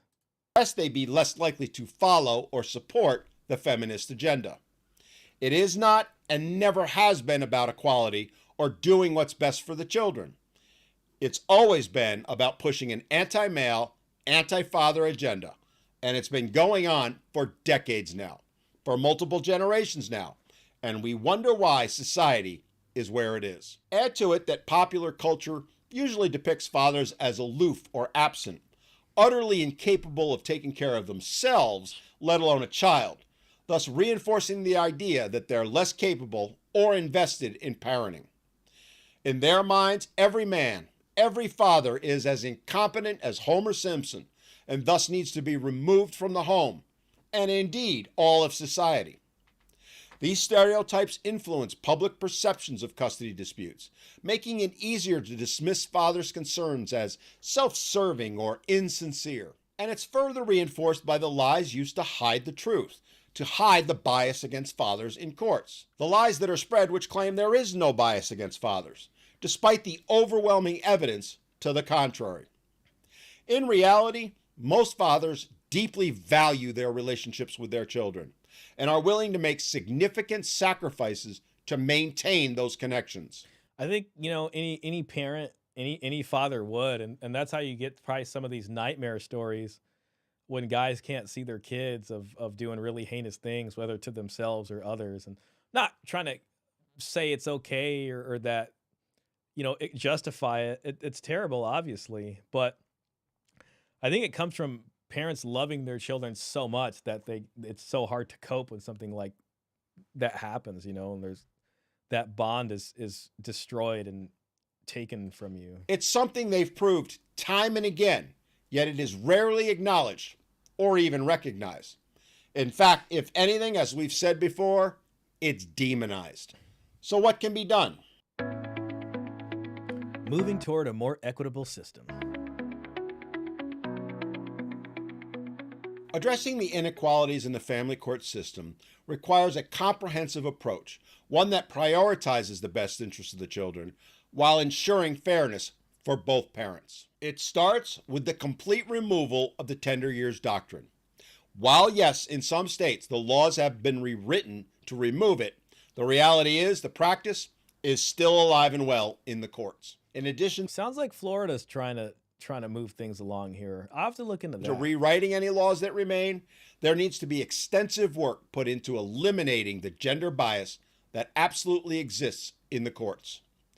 Courts should be forced to evaluate parental fitness based on evidence, not assumptions about gender roles, and state their reasons in detail for their findings. No more should it be just left up to a judge's whim. Instead, they should be required to document in detail why they've made the decision that they did and how it benefits the child to do so. These decisions affect children for years, often for their entire lives, yet there is little to no accountability for the judges making those decisions.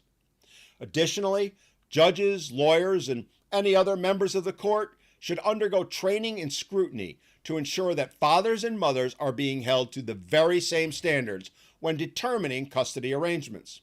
Further, we need to end the winner-takes-all mentality that permeates family law. To do so, we can start by promoting shared parenting, which presumes that both parents are equally capable and should have as much time with the children as possible, and then makes adjustments from there. As opposed A lot of a lot of good suggestions, and it's tough. It's hard. I think it is things that would need money or like different groups lobbying and collecting money and raising money, nonprofits or whatever, in order to lobby politicians for this. So, that's a tough part. I think that's where red pill can be like a little black pilled even because, like a lot of like the old red pill maxim was just like enjoy the decline, welcome to clown world and all these kinds of things. And out of enjoy the decline, it was this sort of acceptance of, oh, it's destroyed already and there's no fixing it. You know what I mean? And that's kind of how you get to things like self-improvement and all this kind of stuff and sort of this environment ripe with grifters and grifting. And, there's good stuff, there's bad stuff. But I do think some of the stuff he's talking about is possible. It just takes more organization, and it will take time, and it will be tough, man. It really is tough, and unfortunately, it takes some sort of organization and lobbying and power like that down in Washington or at your state capitals to try to change this stuff.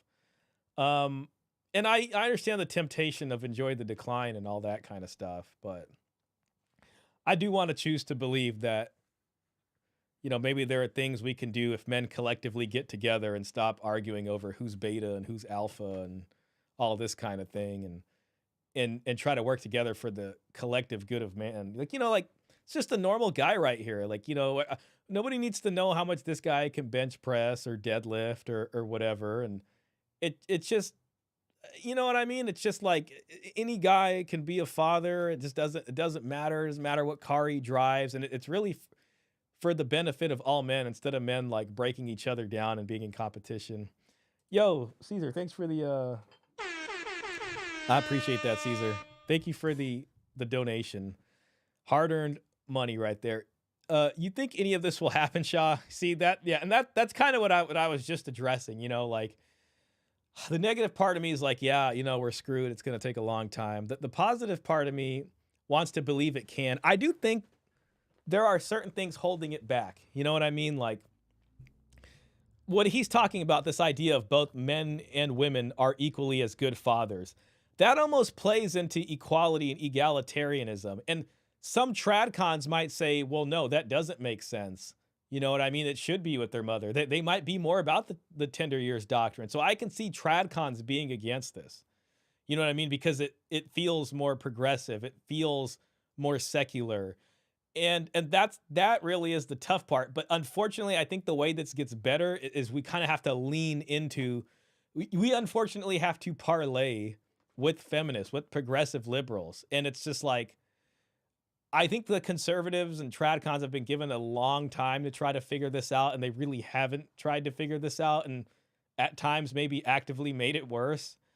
And men's rights, unfortunately, might seem more equated with liberation of men than it is a return to any kind of truly patriarchal system. So in order for anything to change and get better, I mean, we have to move in this kind of progression of society, which I think a lot of people have a hard time with. And I don't want to say, they're bad or anything like that. I think they mean well. But we're at a point where so much has changed technologically and socially and culturally. But I think to trad cons, it probably feels like the last nail in a coffin if you go this way. You know what I mean? Like they maybe want to more likely put women back into the role in order to make things work in that way. But the likelihood of that happening, I mean, the only way you do that is if you force them to be in that role and you take away their rights. And then it's like if they don't even actually want to be there, I don't know if it'll ever be earnest or honest, anyways. So it's just like forcing somebody to want to be with you or something. It kind of comes off wrong. And I think where we are as like a society and a species, especially where we live, I mean, where we have so much at our fingertips, and our environment is just so different.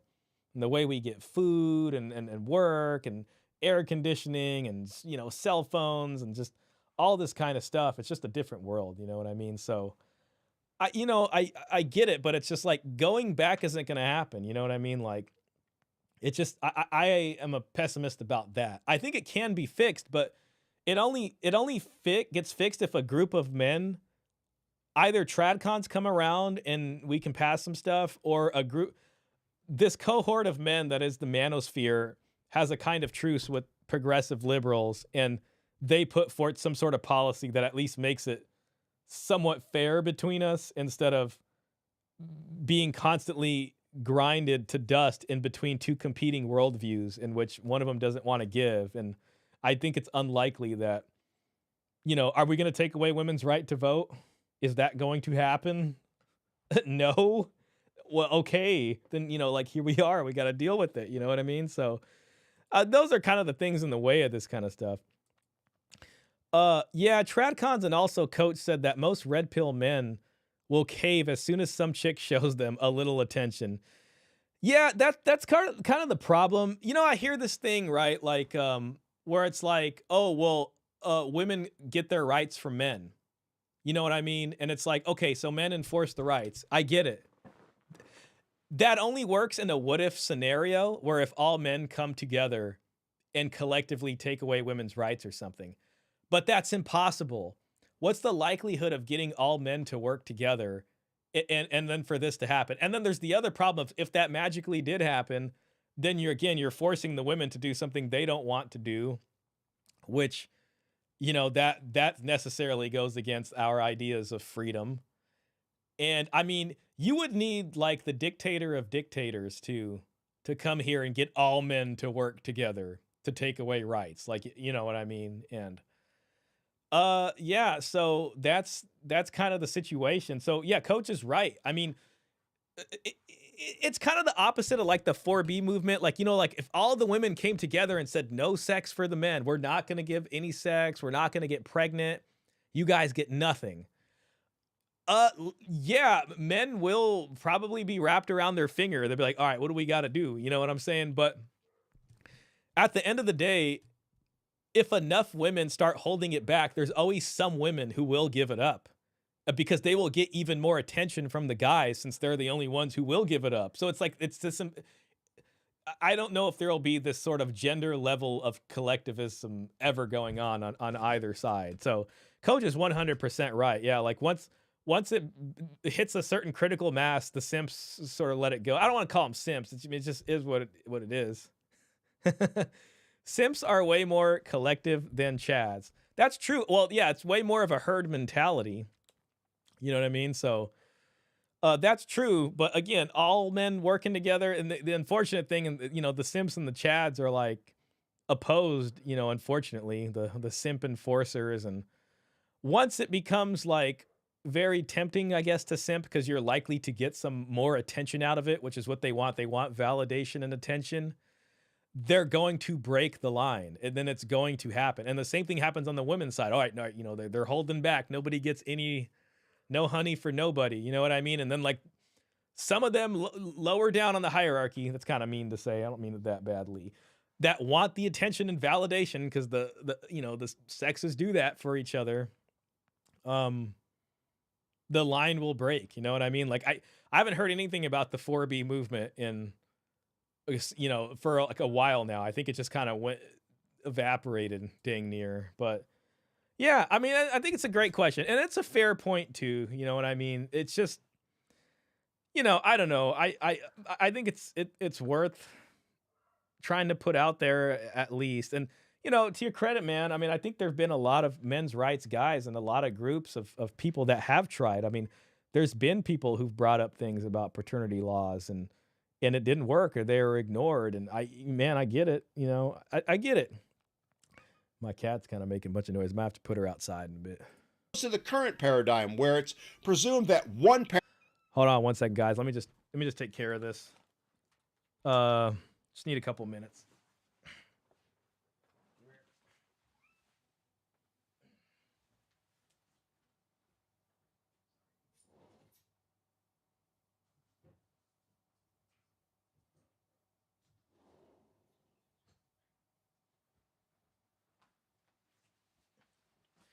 Sorry about that, guys. She's like, I've been good for 3 hours.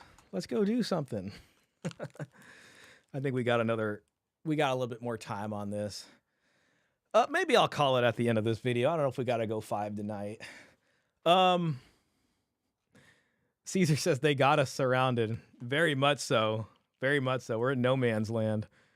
Parent is by default better than the other, and thus they should get the children 100% of the time, and then adjustments are made from there. The fact is, states that have implemented shared parenting laws, such as Kentucky, have reported far better outcomes for children and higher satisfaction among parents and substantially lower rancor and costs to families going. That's good to know. See, and that I'm glad there's data and stuff coming out about that. Through a divorce. It's actually a no-brainer.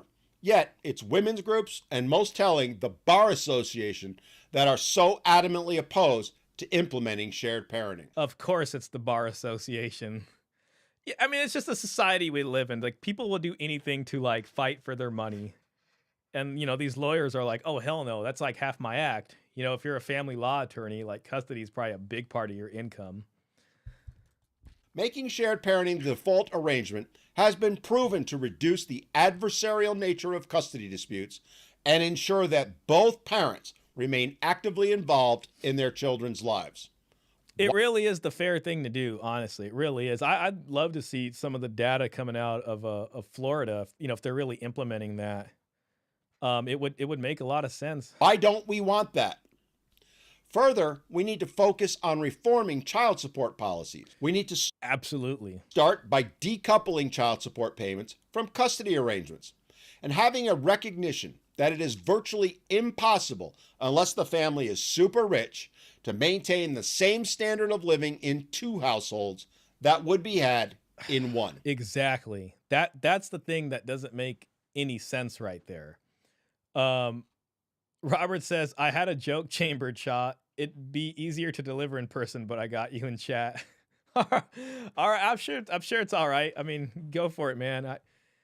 I'm like nervous. I'm like, I hope this isn't one that YouTube doesn't let you post. This would go a long way towards eliminating the financial incentives that can and usually do skew custody decisions. We also need to recognize that children are children, not financial pawns to be used. And if there weren't those financial incentives for them to try to hog custody, they would be more likely to want the fathers to have custody, because then it's like, listen, if you want your child to have more, it's better to have their father in their lives, because you know what I mean? Instead of forcing money out of them, the father being in their life is going to get more. Like, they'll be more incentivized to say yes, like the father should be in their lives. As leverage, and hold those accountable who do want to use them as leverage. Other things that should be considered are income sharing arrangements or bird nesting, both of which could provide far more equitable solutions. Additionally, legal aid programs and mediation services should be That's an interesting concept. I don't know what he means by bird nesting, but I'll have to look into that. Expanded to help fathers who cannot afford the high cost of custody battles. The transfer of wealth from these families to lawyers. Just want to hear that again. That should be considered are income sharing arrangements or bird nesting, both of which could provide far more equitable solutions. Additionally, legal aid programs and mediation services should be expanded to help fathers who cannot afford the high cost of custody battles. We need something for that cost of it. I think what he might mean is like based off proportion of income might be like proportion of custody. So if your guys' income taken as a totality and your income is 60% of it, then maybe it makes sense for the kids to be with you 60% of the time. I don't know if that's what he means by bird nesting. That's my guess, though, hearing that. The transfer of wealth from these families to lawyers needs to be stopped. As we've shown, it harms the children, harms the parents, and harms the family as a whole, often for the rest of their lives. Having resources that support fathers and help them to protect their paternal rights would level the playing field and ensure that all parents have access to fair representation. Finally, we need to focus on raising awareness of the importance of fathers and the role that they play in their children's lives. And that starts by doing away with the deadbeat dad stereotype, which has been used for over 30 years now to further political agendas and punish good fathers. Exactly. Further, public education campaigns that actually challenge existing stereotypes about fathers and highlight the importance of paternal involvement need to be put into action. Currently, most of these campaigns are directed at fathers, telling them they need to be more responsible, when in reality, that's kind of the trad cons. I mean, it's honestly the same messaging from feminists and trad cons. It's just like, man up. You know what I mean? Like, oh, you're not a real man. You got to do more. You got to do more, which really is the lazy answer. Real quick. Robert says, sometimes you've got a cat to boot. A buffoon of a co-host wouldn't hurt. Yeah. Yeah. It's just like, take over quick. I got to do something. If that's what bird nesting means, I hate it. I mean, that's my guess. I don't know what it means. I got to look that up. They've not shirked their responsibilities in the least. Instead, these campaigns should be directed towards those who interfere with the father-child relationship. For example, how about we have a campaign that tells mothers who play games with visitation schedules or who make videos on social media trashing their children's father that doing so doesn't make them a good mom, but in fact, a terrible one. Yeah, I know, fat chance that'll ever happen. But we can dream, can't we? Only by changing societal attitudes and showing fathers for who they really are and how truly valuable they are to their children can we create a more supportive environment for fathers.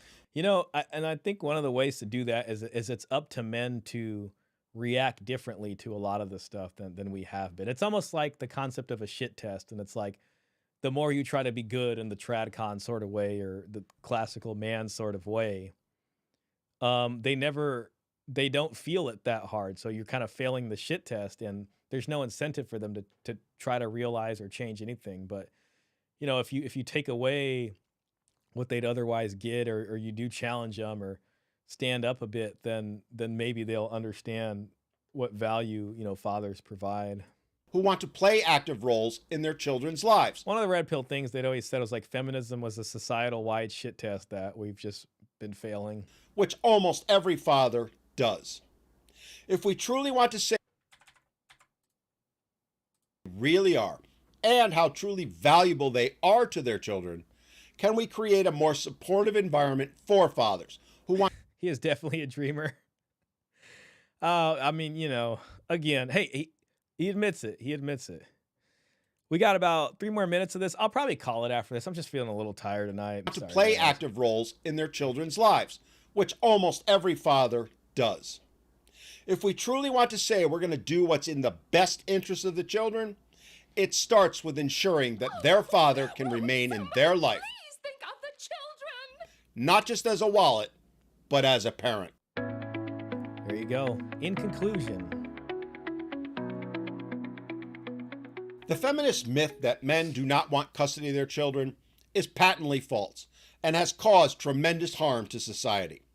It perpetuates outdated stereotypes, obscures systemic biases, and diminishes the challenge that fathers face in family courts. Outdated stereotypes, systemic biases. It's another thing that to me kind of points that the sort of tradcon dream of, putting women back in a role, it's again, very hard or unlikely to be achieved. Or even the hyper alpha male, self-improvement guru's dream of all the women just, submit to you all the time and all that stuff, as distinct from the tradcon sort of dream. It's just like, they're kind of living in a fantasy a little bit, you know. Has anyone ever questioned the term shit test? I mean, I'm sure people have over the years. I mean, you know, people have a lot of the times, but it's just something that kind of grew as a term amongst like the, you know, forums for like red pill and stuff back in the day. Um, you know, I throw a little bit of shit at you and you just how you deal with it and that kind of, you know, and I don't know if they question the term so much or like the concept of it. Or you mean just because it's called like a shit test? Like, why do they call it that? Well, I want you to imagine a chimp throwing, you know, pooping in its hand and throwing it at somebody. Man, Caesar, thank you again, man. Appreciate you. Very generous. I appreciate everybody who's donated tonight, man. It's real money. The thing is, I think these women actually convince themselves that they're being abused, and there's no shortage of gynocentric men to empower the delusion. Yeah, I mean, I think that's true too, man. I think they believe it, you know. Unfortunately, and it's like men are in this position, you know, and I've said it before too. It's like MGTOW is sadly the only thing that's probably been the most effective in a lot of this stuff because it's the only thing that gets any attention. And they're like, why aren't men doing this anymore? Why aren't men doing anything? You know what I mean? Where other stuff either just brings bad actors or it just brings like it just gives the feminists ammo to attack us more. It's like, you know, there's the PUA stuff, whatever, the alpha male walk around your house with the sword and, you know, all this kind of stuff that kind of gives women in the other side ammo and even tradcons ammo to make us look bad.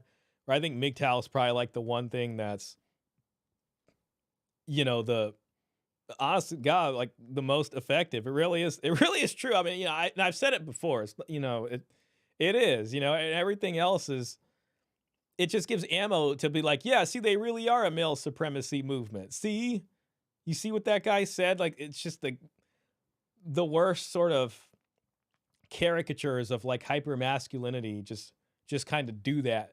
And then it kind of just drags the whole thing. So it's like on the one hand, there's the simp enforcers. On the other hand, there's the alpha male hyper masculine guys that come off as male supremacists and then make everybody look bad. And that, you know, that's the tough part, unfortunately, really is. So, I mean, this is not giving me hope right now. Sorry, Caesar. I wanted to say something positive. Thanks again. Peter says MGTOW is the most effective. You know, it's funny because even Dr. Baskerville, I think, said as much himself. I mean, he's more like a temporary MGTOW, but he basically admitted it. Yeah, the marriage strike was even to him was like the most effective. So, you know, I think a lot of folks agree. I'd gladly make an X out of a woman who threw poop at me.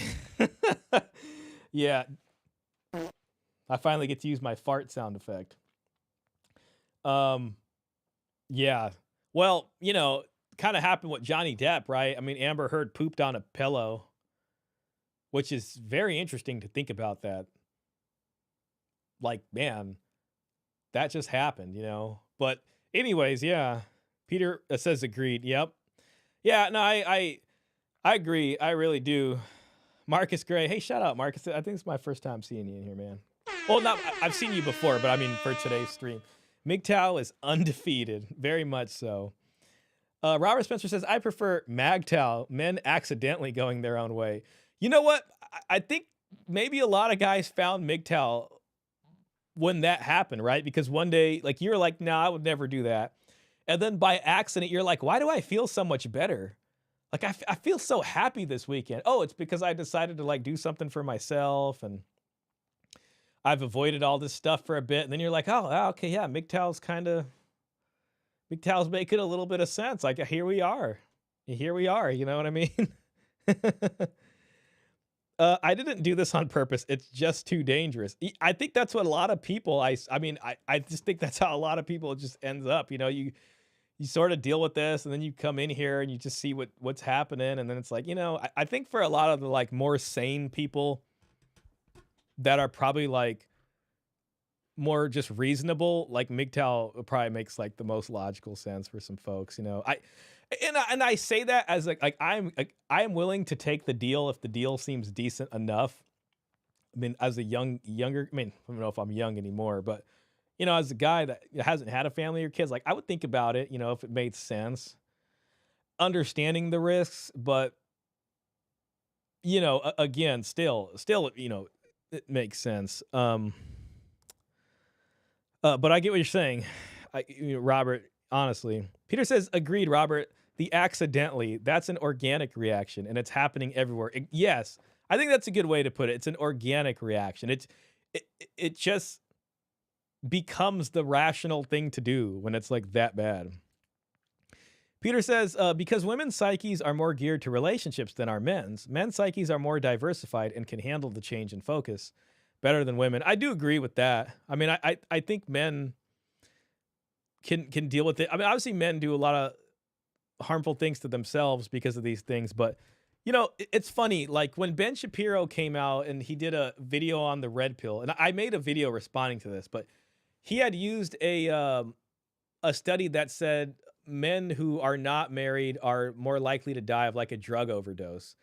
And then I don't even know if it was the same study. I think it might have been, but I found another study, that they specifically, it's like Ben Shapiro specifically avoided a study that compared men who had never been married to men who had been married and been divorced. And it was like the happiness factor and the least likely to self-delete was guys who were married and not divorced.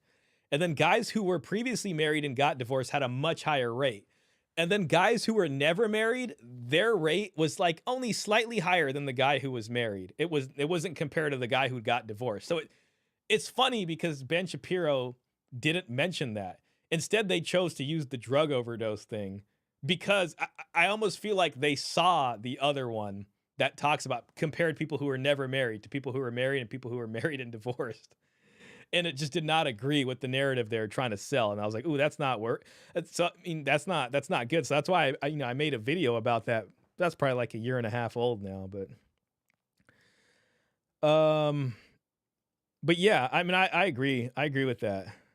So I think men can handle it. I think loneliness is hard for men when you got some sort of bad heartbreak that you went through or you ended up getting divorced. That's when male loneliness is tough, you know what I mean? Or some sort of bad rejection, but not necessarily but if you're never married, I mean, you could still be happy, I think so anyways. That's at least what the studies seem to indicate. So just like a game of poker, women will blink first. Yeah, this is the question I was talking about with Caesar about the who breaks the line first, looking for attention and validation, or a game of chicken. That's essentially what it is. The marriage strike, MGTOW, it is a game of chicken, essentially. Mr. Pitt says legalized adult services and sex robots would put MGTOW in the express lane. Yeah, man. You got a point there. That's an interesting thing to think about, like how it would affect things. It's tough. I'm sure in some countries where it is legal, it may or... I think you're right, actually. I mean, it would be probably easier for MGTOW guys. I do think you can be MGTOW and still date casually or low commitment dating, I guess. You can be MGTOW and do that. But again, yeah, of course it's always a risk, so you got to be very responsible. But yeah, I mean, if what you're saying is legal, I think it would be an express lane for that. It's so funny. Tradcons love that kind of stuff. They'll be like, see, that's all they want. It's just degeneracy or something like that. But it's it's just trying, things are just so bad out there. Klaus says, that's how I slipped into MGTOW almost 3 decades ago. Giving myself a 6-month timeout after my run-in with family law, enjoyed the peace, never went back. Yeah, see that's it. It's like what Robert said. That is the accidentally. It's like you just took a deep breath after 6 months and you're like, why do I feel so much better all of a sudden? And you're like, what is it? And you're just like, oh, I haven't been putting up with anybody's BS. And I just been able to go on these nice little walks. And then I'll sit on a bench. And then I'm kind of feeling a sandwich. I'm going to go to my favorite sandwich spot. I don't got to ask anybody. I don't got to worry about buying a second sandwich to take home. It was just it was just nice. And then and you're like, well, this ain't so bad. And oh, there's a name for it. It's called MGTOW. Well, here we are, Robert Spencer says, I had a couple of divorces. They're both miserable and I'm fine. Shrug. I'm glad to hear that. And that gives a person like me hope. You know what I mean? It's like, it doesn't have to be the end of things, doesn't have to be super horrible. So I do respect that. I respect that. I don't know why women hate themselves so much, but the result has been predictable.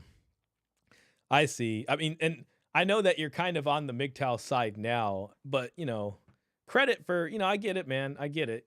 What's nice is you got that, you can talk about that stuff a little bit more in a personal way. Caesar says that Robert, that's cool. Same here, except I do miss my son, but okay now. I hear that, man. Man, I was looking at those pictures of you and your son in those articles, and I was like, man, I mean, you went through a lot, man, honestly. Let me give another shout out to you, man. But yeah, I'll just finish this up. I mean, we got like 3 minutes. I just want to finish it up so we can get through it totally. And we still got to read the comments, guys. Values fathers and children, not as human beings, but as financial pawns to be moved around the chessboard and sacrificed for the benefit of others, most often the queen, aka mom. Every societal ill that we face can be in some way traced back to fatherlessness and the root cause of it, which is the family court system. Until we acknowledge that and take measures to address it, things will only get worse. Worse for our children and worse for society as a whole. Very true. And it's all Band-Aid solutions from here on out. You know what I mean? It's like, okay, they're not having kids. The birth rate's low. That's when Elon Musk and Vivek Ramaswamy are like, well, H-1B visas, guys, it's good.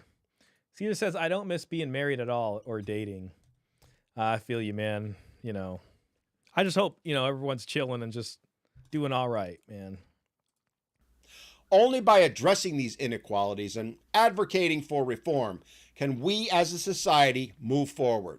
Move toward a more just system that respects the rights of both parents and one which truly prioritizes the well-being of children. Contrary to what feminists claim, fathers are not absent by choice. They are often excluded by a system that undervalues their contributions and by mothers who seek the financial benefits in doing so. It denies men their God-given right to equal opportunity to parent, and more importantly, it denies children their God-given right to be parented. Yep, and to have a relationship with their father. It really is bad on so many levels. Parented by both their mother and their father. It's time to challenge this false narrative and work towards a future where all parents are treated with fairness and dignity and given the respect that they deserve. So what do you think? Let me know in the comments, and don't forget to like the video and subscribe to the channel. Hit that notification bell so you don't miss out on future videos where we talk about the issues men and boys face and how we can address them. Till next time, this is Dan from Men Need to Be Heard. I hope you have an awesome day. Man, yeah, again, shout out to Dan from Men Need to Be Heard. Really amazing video. That right there, I mean, this is like manosphere gold right here. I really mean that. And he just did such a great job of refuting a lot of these myths and educating people here. And even discussing, possible solutions. And it's just like, how do you pick at that? You know what I mean? How do you, if someone from the other side look at that and say this person's bad or this person's trying to be a male supremacist or something? That they can't. So I think it's really just solid, put together.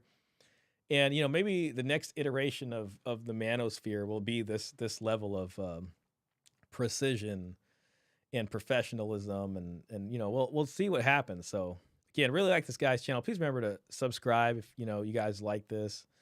Let's check out some of the comments, though, real quick. Let me just see what's up with the chat. Robert says, they shouldn't be able to legally take your son. Don't misunderstand me. I hear you. Yeah, no, absolutely not. And I know you didn't mean that or anything.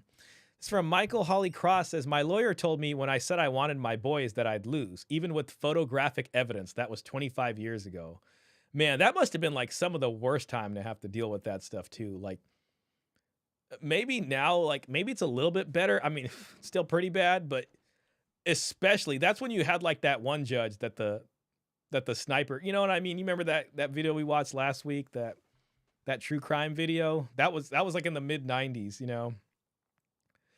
Um, my wife got her divorce. Uh, my wife got her divorce and my child, took her out of state, and I didn't see her for the next 10 years as mommy told her I never paid child support. I paid to the tune of $104,000 until she was 18. Wow. That was easy to prove. I missed a few months during the recession of 89-90, so it got caught up and was paid through the state agency. Upon finding employment, the 3 months arrears was made up and never missed a single month. I gave up, as you said. My girl is really messed up in the head now at 40. Damn, that's it, man, because of mommy lying to her about me and took her away from me with lies. Wow. This guy paid $104,000 in child support. Mom completely just alienates dad, goes to a different state, and now their kid is 40 and is a disaster. I mean, you know, this 40-year-old is probably one of the people making all those TikTok videos about how, bad men are and this and that. And dad has watched from afar because he unfortunately wasn't able to get custody. This disaster unfold, essentially powerless to change that. That's pretty sad. Mother will stand in front of God and be judged. Yeah, that's tough, man. My ex never badmouthed me to my daughter. I didn't see her much because the ex moved her out of state. My ex was a POS, and my daughter realized it as she became an adult. She and I are now close. She realized that the problem wasn't me. Yeah, at least there's there's hope there. If any folks are kind of dealing with that, so that's good. Sometimes the kid goes looking, for dad or the other side of the story. I ended up with custody of my 2 daughters. The court still treated me like crap and never held mom accountable to pay child support. Oh, well, it worked out there. Well, as best as it could. I nominate this video for mandatory men's viewing before dating. Absolutely. This is manosphere gold right here. I've seen many men heartbroken after a divorce, partly because they feel betrayed, but mostly because they can't see their kids. Yeah, very much so. There's no point in having kids with someone that can take them away from you. It really messes up the kids too. Exactly. Amen. There was no way I could get custody after the unsubstantiated lies told by my ex and believed to be true by the court. After thousands of dollars spent in useless court hearings, etc., I gave up fighting. I made sure to do the best I could for the kids while she spent tens of thousands of support money on beer, pot, and plastic surgery. Wow. Years later, the kids see it for what it was. Their mom was and is a loser. It took over 30 years for me to recover my life. Wow. If there was ever a case made for MGTOW, and I did it without a woman's help. Never again, ladies. It basically ends with the declaration of MGTOW. Wow. How am I doing here? Robert Spencer said, women are just liars. Wish that wasn't a reasonable assumption. Again, I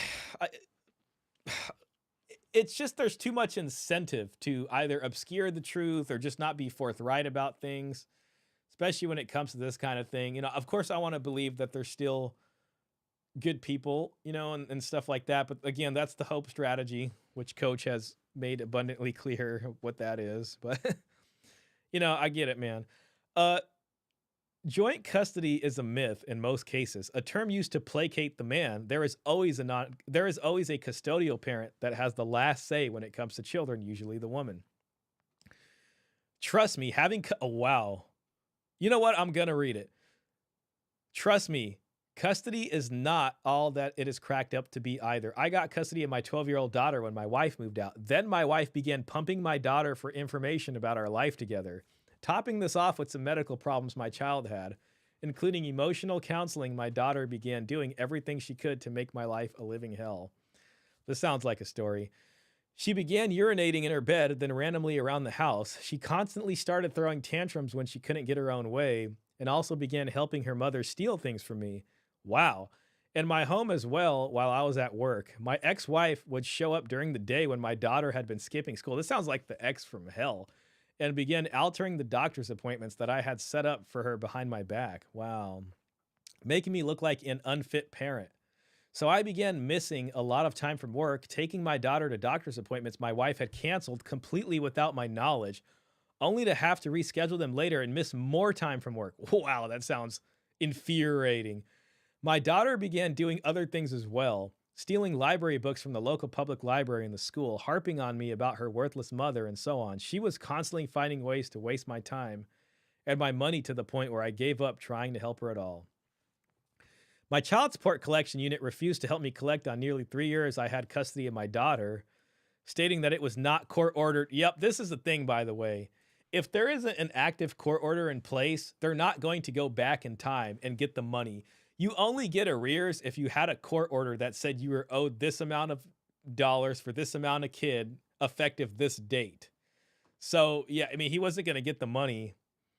Real quick, Robert says, well, after being 100% wrong, I can't help but to feel that way. Man. Yeah, no, I hear that, Robert, honestly, man. And I get it. I really get it. And hell, what you said probably applies 99% of the time. You know what I mean? Yeah, so again, I get it. Man, this whole missing work thing and canceling appointments, that's just dirty right there. When it clearly was. Oh, wait, he did have a court order stating that it was not court ordered when it clearly was. If it was court ordered, then something happened bad here. And after 9 months of her mother's constantly altering the doctor's appointments, I lost my job and was about to lose my house. The idiots in my own family blame me for everything that my wife and child were doing to me and won't help me at all. They couldn't understand things when I tried to explain things to them, and they thought I was making it all up, like I was mentally ill. Nearly 3 years had passed since I was awarded custody. I had zero job, losing my house. My wife then began taking me for child support in the next county over, claiming that she had custody of the child, not me. Well, that sounds like a nightmare. The court in the other county awarded her custody, ignoring my claims completely, and they ignored my child support case against her as well in the county I lived in. It sounds like this probably took place in like the 80s or something. I lived in the next county over. She won those cases and immediately took my driver's license as I lost my job. That a child support agency will do that. And now I was almost 8 months behind in my mortgage payment and nobody would help me. Nobody cared. I finally packed what things I could in a storage room at a nearby U-Haul, grabbed a few suitcases, and with the Greyhound took a bus to North Carolina. For nearly a year, I worked in North Carolina, and my life was pretty damn good down there. Sounds like MGTOW. Other than I still couldn't get a license because of New York State and child support. Oh, it was New York too. New York is tough. Just like, California. I mean, New York is I think pretty tough. I have not seen my daughter since. She was 15 years old. She was just turning 12 when I divorced her mother, and to this day I still owe back support to the tune of nearly $10,000 while I live in poverty. Thankfully, man, that reminds me too, like there were people that were going to owe child support for the rest of their lives. And you got to remember, child support debt is not bankruptable. So there were people that were definitely lifers in the system. Like they were lifers. Geez, two different branches of government. Yeah. Oh, man. Okay, so thankfully, the woman I met when all this happened to me has been my only friend through all of this and helps me live a better life. Well, that's cool. It worked out a little bit. I have not had a driver's license since 2001. Wow. And I haven't had a bank account since then either, because every time you put money in the bank, it gets levied. I do almost all of my banking as direct cash pay or using prepaid credit cards and gift cards. The minute they get rid of cash and it's all like digital money, a guy like this, he's basically trying to live off the grid. My life now is not perfect, but I don't care because I have a great life now that I have built nearly 24 years since all this started. My daughter is a 34-year-old woman now, and I still refuse to talk to her. And I have not paid another cent in child support to my wife and won't as long as I live. She will be waiting a long time for that other $10,000 I owe, and I simply do not care anymore. Wow. That's one hell of a story. Your daughter likely has trauma from all that chaos. I get why you don't reach out to her, though. That would inadvertently link you back to the mother, quote unquote. But the mother doesn't care about what happened to you or your daughter. She's only upset that she didn't get that $10K from you. Man, that's rough. Real quick, I just want to read some more. I mean, these comments are pretty compelling. Men need to start holding our politicians accountable. Unfortunately, that probably requires money and a good lobbying group. This will never change until family court judges start getting the health insurance CEO treatment. We reacted to a video on that last week. I had my son since he was 10 months old full time. He just turned 25. Men want their kids. Society doesn't want, or men want their kids. Society doesn't because we do a better job. My ex was bipolar. I got custody, but she had me in court all the time. Financially, divorce was a disaster. I have never recovered. Her new marriage was a nightmare, and she passed away a few years ago. My oldest was traumatized and now is married to a bipolar. Wow, so the cycle continued. He is in the same mess I was in. Heartbreaking. My daughter's doing well, thank God. Yeah. I'll read a couple more, we'll call it. Mothers who want full custody equals max support money. Just need to make up total lies about sexual abuse from the father. As Judge Judy said in an interview, men are capable of bad behavior, but women so often lie and lie and lie. Wow, Judge Judy said that? I always liked Judge Judy. I'm not just saying that because of this comment. Like when I was a kid, I used to watch Judge Judy. She's pretty badass. Single dad. When my girls were teenagers, their mom reappeared and took me to court for full custody. Despite her assaulting the kids when they were young and charged for it, I had to mortgage my house to fight it in court. Wow. Sounds like a $100,000 battle. We ended up 50-50 custody, and she took them for a trip to the Philippines despite my objection and stayed there with them. Wow. And there's nothing I can do legally about it. And paying child support. Oh my God. And now renting. Wow. So remember, this is because child support and custody are split, right? And child support goes based off of whatever the parents say the custody. So if he called up child support, after they were trying to get money from him and was just like, she took the kids to the Philippines, all the child support officer is going to hear is, okay, you have 0% custody. Let me punch that into the calculator. She has 100% custody. And that's just how it goes. You know what I mean? Court was only an examination of my character to ensure they weren't abused by me, and my ex's abuse must have been mostly due to me. Told me all I needed to know about society now, and I will not go near any woman, period, nor help them in the slightest, since I will be blamed regardless of the circumstance. It's not pessimism. It's apparently judicial prudence. Wow, that's one hell of a story.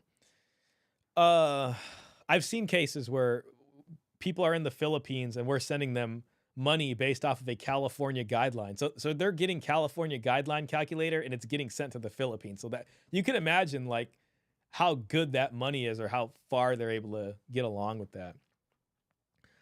Back in the mid 90s, I spent 5 years in court and $100,000 fighting for shared parenting of my 3 children. My ex made more money than I did.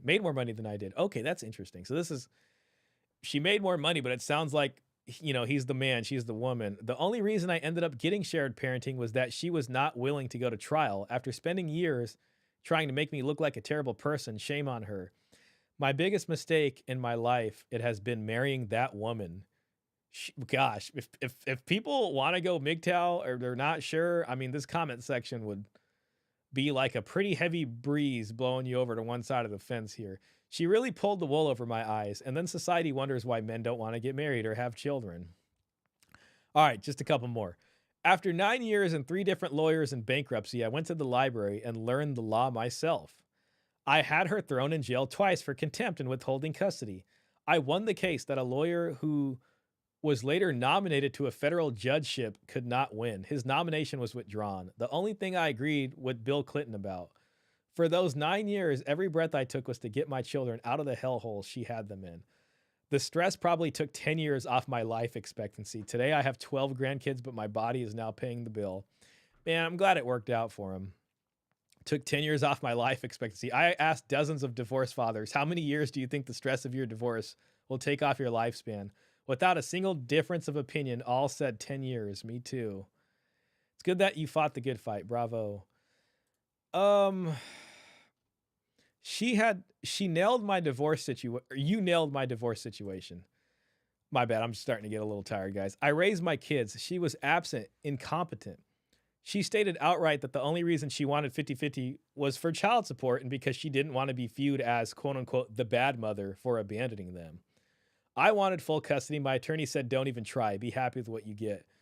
I took care of all the kids' needs. She went on to prove her incompetence time and time again. There's a reason it takes 2 to make a kid. People often seem to forget that it's not one. In my younger... Oh, here's Father X. I'm glad I read these comments all the way down. All right, we'll stop at Father X's. In my younger years, I really wanted marriage and family life, and for years, lamented that I never found it. Now I feel like one of the lucky ones who has been spared. See, this guy's accidental MGTOW right here. I went through the comments and couldn't imagine having my life permanently ruined like that. It's surprising so few men have gone Luigi. This is the second Luigi comment so far, either against judges or lawmakers for the wreckage they've left in their wake. another Luigi comment. Here's Father X. Thanks for holding this up for everyone to see. The bias against dads is real, and it becomes more obvious when you see the judge not putting forth any intelligent reason as to why they're giving the mom primary custody. Fantastic. Again, men need to be heard. Great video. I really think this guy is a leader in the space. Let me see. I think I missed some of these things.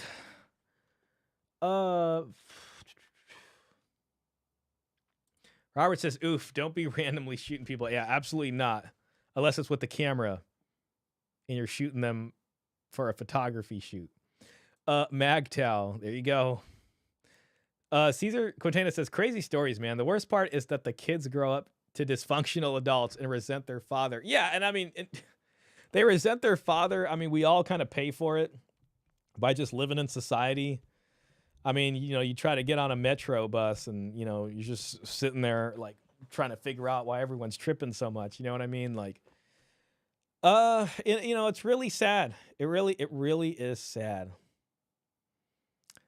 I could say more, but I don't know what else, you know, needs to be said.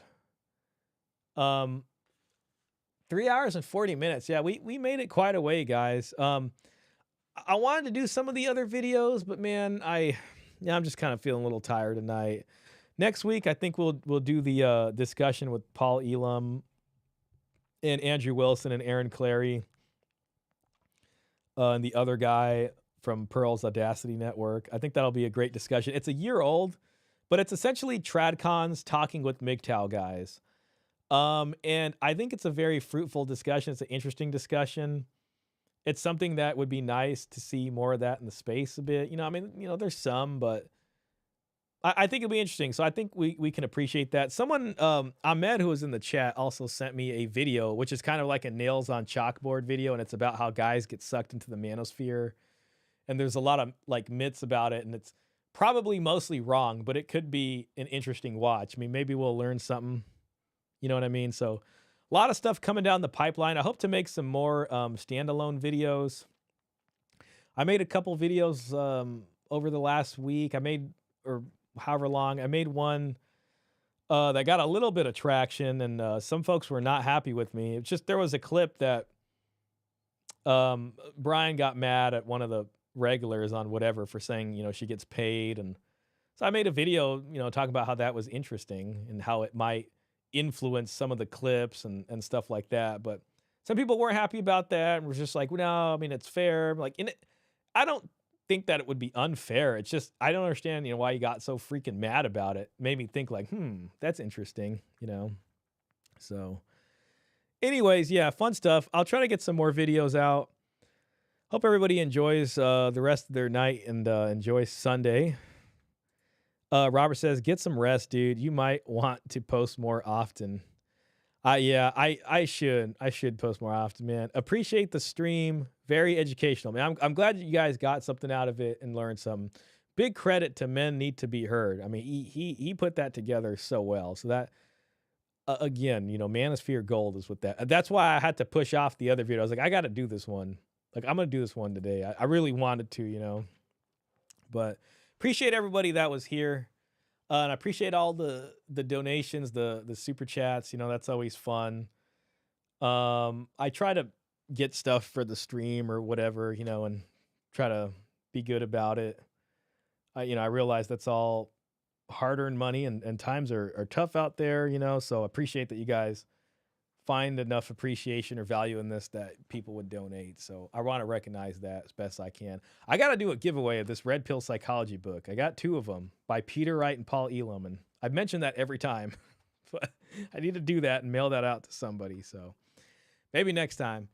Oh, real quick here, last minute Thanks, JP. I appreciate that, man. Hey, I never got to use this sound effect. Thank you so much for the sub. Oh my god, guys. If you were here last week, you know what that is.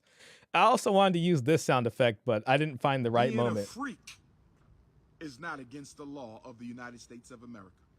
Being a sexual deviant is not against the laws of the United States of America. Having 1,000 bottles of dollar store baby oil. Okay. That's far enough, but yeah. That's my Dr. Umar sound effect right there, so. Anyways. Yeah, the sub one, yeah, I'm trying not to use that too much. I was very tempted many times in the stream. Thank you for that sound effects. Yeah, that one was just too good. I might go in and try to do some noise reduction and get rid of the music in the background, but that one was too good not to have on. So I'll try to find some other ones. Anyways, guys, I'll keep the Umar one. The Dr. Umar one's too good, and I kept it because I'm like, it's true. It's not against the law to do that. And it's just like, if it's not against the law, it's like, we got to rethink how we approach some of this stuff. You know what I mean? Like when it comes to family law and things, you know, so none of that has any bearing on much anymore, unfortunately, in terms of legalities. But yeah, there's a lot of funny Dr. Umar sound effects. Get some rest. Bye. Thanks, Klaus, man. Shout out to everybody. I'm going to call it now. I'll stop talking.